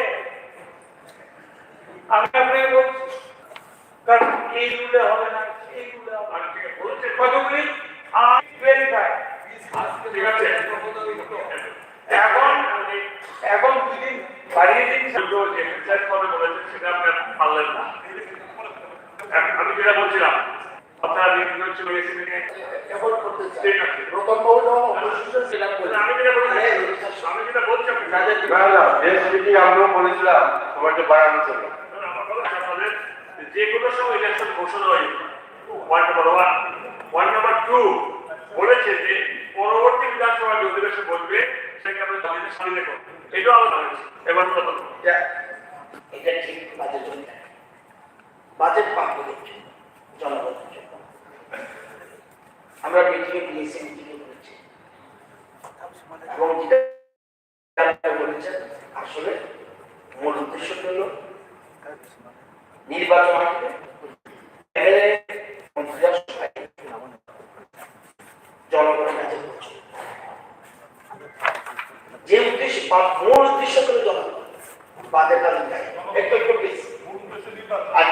নির্বাচন। আচ্ছা ঠিক আছে, জনগণ, আচ্ছা নির্বাচন, ঠিক আছে, নির্বাচন জনগণ সব দেখা। এখন প্রশ্ন হলো ওইখানে কে সমাপ্ত করতে পারছেন, যেটা নির্ভর আমি ধরে নিলাম এটা কি হয়েছে কিন্তু তা আমরা না, আমি এটা বলবো। কিন্তু আসলে আমরা বলছিলাম দেশজন বলছিল যে টাইমটা শর্ট হয়েছে। আমরা বলছি সাধারণত আমরা কি দেখি যে বাজেটের উপর ডিসকাশন হলে দুটার পরে ডিসকাশনটা শুরু হয়। যদি এরকম পরিস্থিতি হয় আমাদের উপরে একটু প্রেশার যায়, সেই ক্ষেত্রে দরকার দুটোর থেকে 5টা যদি হয় কি হয় 3 ঘন্টা, তখন আমরা সিদ্ধান্ত একটা আলোচনা করে নিলাম যেহেতু বাজেট সময়ক্রমটা ফেরা বরঞ্চ টাইমটা আমরা নিজের উপরে প্রেশার করবো, আমরা বরঞ্চ 2 ঘন্টা 3 ঘন্টা একটু বাড়িয়ে দিয়ে দিল। এই একটা পরিস্থিতির নিয়ে প্রবন্ধন করে একটু করছি তারা এগারো বলেন এটা অসুস্থ কথা বলা কিন্তু এইভাবে মতো এটাকে এরকম আপনি নেই, আপনার কাছে যান, আপনি এই কথাগুলি পাবলিককে বোঝান, সব বোঝান দিয়া যে কোম্পানি এটা ভুল করছে, কোম্পানি এটা ভুল করছে, এটা বেকার। সুতরাং এই মুহূর্তে পাচ্ছি না। এছাড়া আমাদের লিডার দিয়ে উনি যদি বলেন যে আমি ভিতরে কথা নিয়েছেন মিটিংয়ে যেটা বলছে এটা করছি, আমি যখন এগ্রি করলাম শর্ট, কিন্তু কিছুদিন আগে যখন 5 দিন অধিবেশন করছি আপনি ছিল না ওইটা পরবর্তী সময় আরো আলোচনা যেমন আপনাদের এই হচ্ছে জলবায়ু যোজনা বা এগুলি সবগুলি মুখ্যমন্ত্রী মাথায় আছে, অর্থমন্ত্রীর মাথায় আছে, এগুলি আপনাদের কিভাবে অ্যাডজাস্ট করা যায় নিশ্চয়ই ব্যাপারটা দেখবে। আজকে খুব ভালো আলোচনা করেছেন কয়েকটা, বিশেষ করে ওই যে বিধায়ক প্রকল্প বলেছেন উনি ওই পিপিএফ বলেছেন, এগুলি সবগুলি নোট করে রেখেছেন। সুতরাং এটা করা যাবে। এখন উইশুড করতে ত্রিপুরার ইতিহাসে একটা সংক্ষিপ্ত বাজেট হয় নাই, গতবারই এটা বলা হয়েছে, গতবারই বলা হয়েছে, আমাদের এই বিধানসভার ইতিহাসের ভেতরে কতদিন করে বাজেট অধিবেশন, ঠিক আছে, গতবারও বলেছিলেন যে আগামী বছর আমরা বাজেট সংক্ষিপ্ত সেটা করবো না, এবার আরো সংক্ষিপ্ত করা হবে। এটার প্রশ্নে জবাব লিডার অফ দ্য হাউস কি বলবেন? আর কি বলবেন? এটা দাও বলা দরকার নেই, ও সভাপতি করেছে। লিডার অফ দ্য হাউস বলবেন না, দরকার নেই। আর অতবাবু কি বললেন তবে এখানে বসে আমি উপাধ্যক্ষ করছি, প্রস্তাবের ভোটে দিচ্ছি, প্রস্তাবে এবং বিদ্যুতের কমিটি কর্তৃক প্রস্তাবিত সহিত এই সভা একমত। যারা এই প্রস্তাবের পক্ষে আছেন তারা হা বলবেন, যারা এই প্রস্তাবের বিপক্ষে তারা না বলবেন। আমি মনে করি যারা হা বলেছেন তারাই সংখ্যাগরিষ্ঠ।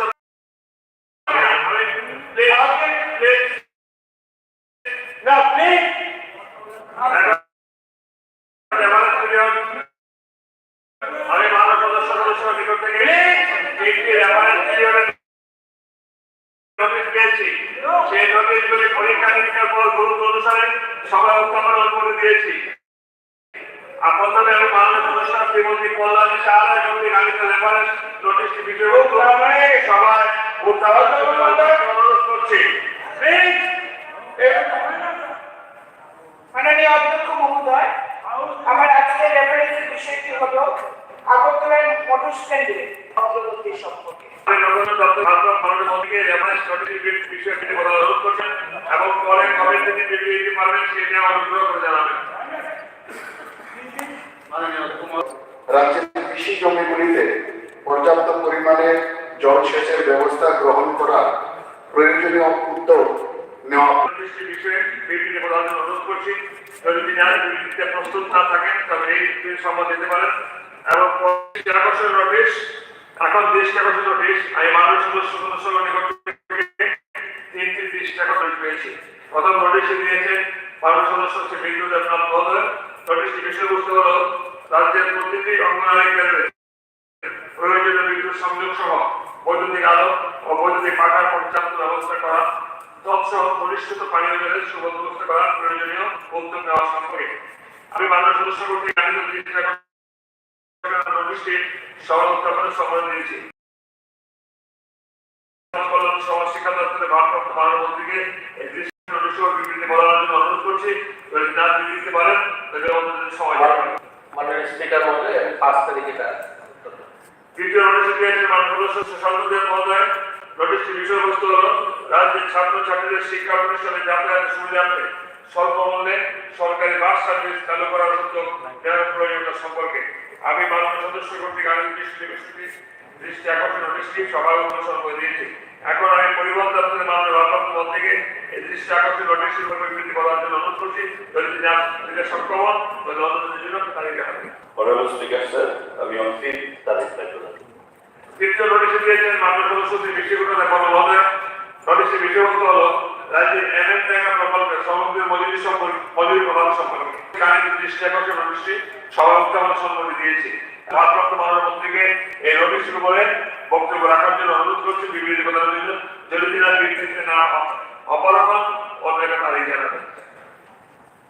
অধ্যক্ষ মহোদয়, আমি এই বিষয়ে আগামী 5 মার্চ আমি তার উত্তর দেব। চিফ মিনিস্টার জন আরোগ্য যোজনা এ রাজ্যে সম্প্রতি চালু হওয়ার পরিপ্রেক্ষিতে আজ আমি একটি ধন্যবাদসূচক প্রস্তাব পেয়েছি। আমি এই ধন্যবাদসূচক প্রস্তাবের উত্থাপন সংগ্রহ দিয়েছি। প্রস্তাবটি এনেছেন মাননীয় সদস্য শ্রীমতী কল্যাণী সাহা রায় মহোদয়। আমি এখন মাননীয় সদস্য শ্রীমতী সাহা রায়কে ওনার আনিতে ধন্যবাদসূচক প্রস্তাবটি সভায় পাঠ করার জন্য অনুরোধ করছি।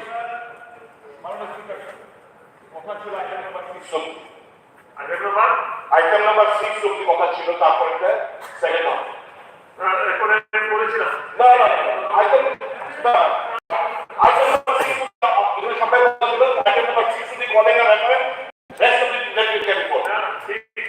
নো নো 7 1 6 অব্দি বলা হয়েছে।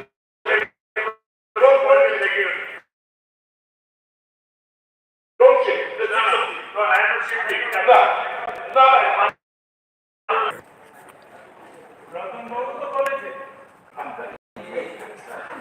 এটা বলছি ঠিক আছে।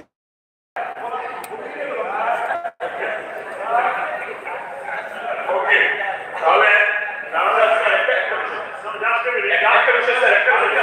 বলবেন নিশ্চয়ই বলবেন, শুনে তাহলে কল্যাণী সাহায্য মহোদয়া এটি আপনি আমাদের লাঞ্চের পর আপনি করবেন, ঠিক আছে?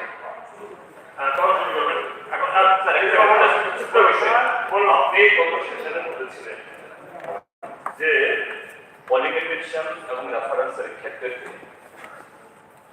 যে টেজারিয়ান সেক্টর অপোজিশনে যারা আছে মাল্টি পার্টি যেভাবে আপনি সুযোগটা দেবেন এবং আমরা একটা ডেলিগেশন দিয়েছিলাম আপনাদের কাছে সহ, তখনও আপনি কথা দিয়েছেন হ্যাঁ এখন থেকে আপনি চালু করবেন, কিন্তু স্যার এটা হলো না। বলছেন এখানে এই যে একটা ইস্যু দীপঙ্কর বাবু আর মানব বাবু সেই ঠিক আছে, আপনি বলছেন তো আলটিমেটলি ঠিক আছে, কি করবো এই সভা বেলা বলেন স্যার আপনি অভিজ্ঞ লোক, পানীয় বিভাগ আছেন, পার্লামেন্টের মিনিস্টার আছেন, স্যার একটা নির্লজ্জ একটা আপনি কাজে